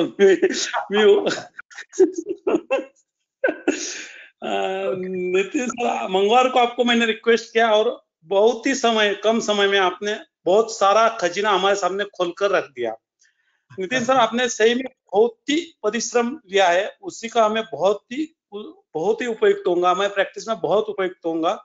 जो मुझे मिला वो सभी को देना, ये तत्व हम हमेशा अपनाते हैं। हमारे गुरु ने भी ये तत्व रखा है, ये आपको अच्छी तरह पता है। नाना जी ने यही तत्व से हम सभी को आगे बढ़ाया हुआ है। जब हम नाना जी के पास थे, आप भी आए थे, आप कुछ महीने वहां पर थे, हम साथ में थे, तब भी नाना जी ने यही बताया, जो हमारे पास है वो सभी को दिया करो। वही तत्व आपने यहाँ पर अपनाया और हम सभी को बहुत कुछ अपने दिया, इसलिए मुझे बहुत खुशी है कि आप हमारे एक अच्छे दोस्त हो। यस, आपने बहुत एविडेंस बेस्ड लेक्चर दिया, और आयुर्वेद में रिसर्च होता नहीं, उन्हीं के लिए आपका लेक्चर बहुत ही मार्गदर्शक है। बहुत बार बताया जाता है कि आयुर्वेद में रिसर्च नहीं है, लेकिन आपने जो पेपर सबमिट किए हैं, जो पेपर्स के रेफरेंसेस दिए, वो बहुत ही उपयुक्त है। जो नए लड़के हैं उनके लिए तो बहुत ही काफी उपयुक्त है। लेकिन उसके आगे जाकर मैं बोलना चाहता हूँ कि ये सब आयुर्वेद ने बताया है, सिर्फ उसको हमको पढ़ना है और आप लोगों के सामने लाना है, और हम उसी में कम गिरते हैं। अपने मॉडर्न टेक्नोलॉजी और आयुर्वेद शास्त्रों को बहुत ही बढ़िया संगम किया है, और हमें पता है आपका कैंसर पर काम कितना बड़ा है। आपने डानोकर मैडम के साथ भी काम किया है, केएम हॉस्पिटल में भी काम किया है, और टाटा मेमोरियल में भी काम किया है। अब आप मित्तल में भी काम करते हैं। जितना आपका काम बढ़ा है, उतना आपकी समाज सेवा भी बहुत बड़ी है, जो आपने आपके बायोडाटा में बताया नहीं। आप बहुत बड़े समाज सेवक है, लोगों के लिए बहुत बड़ा कैंसर के लिए आपने काम किया है। आपका लेक्चर ऐसा था कि यह जयद्रथ और यह सूर्य, इतना सीधा स्पष्ट आपका लेक्चर था। जो मैंने किया वो आपको बताया, मैंने नहीं किया, जो मेरे से नहीं हुआ मैं नहीं किया। ये जो बात है ये बहुत इंपॉर्टेंट है। बहुत बार होता है ये नहीं होता है, मैंने नहीं किया तो भी बताया जाता है। ये आपने बताया हुआ नए बच्चों के लिए ये बहुत ही मार्गदर्शक है। आपने जो बताया वो विद रेफरेंस बताया, पूरा ज्ञान हमारे सामने रखा। यहाँ पर आपने कुछ भी आपका किंतु परंतु रखा नहीं। जो कुछ आपके पास है, अश्वगंधा से लेकर हल्दी तक सब कुछ हमारे सामने रखा है। यानी पूरा मुझे ऐसा लग रहा है कि मैं कल से कैंसर ट्रीटमेंट चालू कर दूं। Very good. हम आपका बहुत शुक्रिया है। Preventive specialist. जो आयुर्वेद के बारे में गलत बोलते हैं उनके लिए आपका लेक्चर एक आंख खोलने वाला है। आपने पूरा आपका 25 साल का एक्सपीरियंस हमारे सामने रखा, इसलिए हम आपके बहुत बहुत आभारी है। लंगन पर जो कुछ बताया हुआ है आपने बताया, सही में मेरा फेवरेट सब्जेक्ट है लंगन, और उसमें आपने बहुत महत्वपूर्ण विवेचन किया है। आप लंगन पर है, एकासना करने वाले हैं, आप जैन निगम को मानने वाले हैं, मुझे अच्छी तरह पता है। मैं फिर से आपका बहुत बहुत शुक्रगुजार हूँ। फिर से आपको डायबिटीज और आयुर्वेद के लिए जरूर आमंत्रित करूंगा। उसी वक्त आपको पूरा और समय देना चाहूंगा, क्योंकि बहुत सारी मालूमात आपसे मिलेगी। ये आशा करता हूँ। श्रीरामपुर तालुका आयुर्वेद प्रैक्टिशनर की ओर से आपका बहुत बहुत शुक्रगुजार हूँ। धन्यवाद Nitin. Thank you, Satish. Thanks a lot for giving me an opportunity to interact with so many doctors. Thanks a lot. Thanks, Amit. And thanks to all. Amit, thank you, sir. आपने समय निकालकर हमें अपना महत्वपूर्ण मार्गदर्शन दिया, इसलिए मैं पूरे Shrirampur Ayurveda practitioner association team की तरफ से फिर से एक बार धन्यवाद करता हूं, और आज का यह सेशन समाप्त हुआ ऐसा मैं घोषित करता हूं। शुभ रात्रि। Thank you. Thanks a lot. Good night. Good night. Good night. Good night.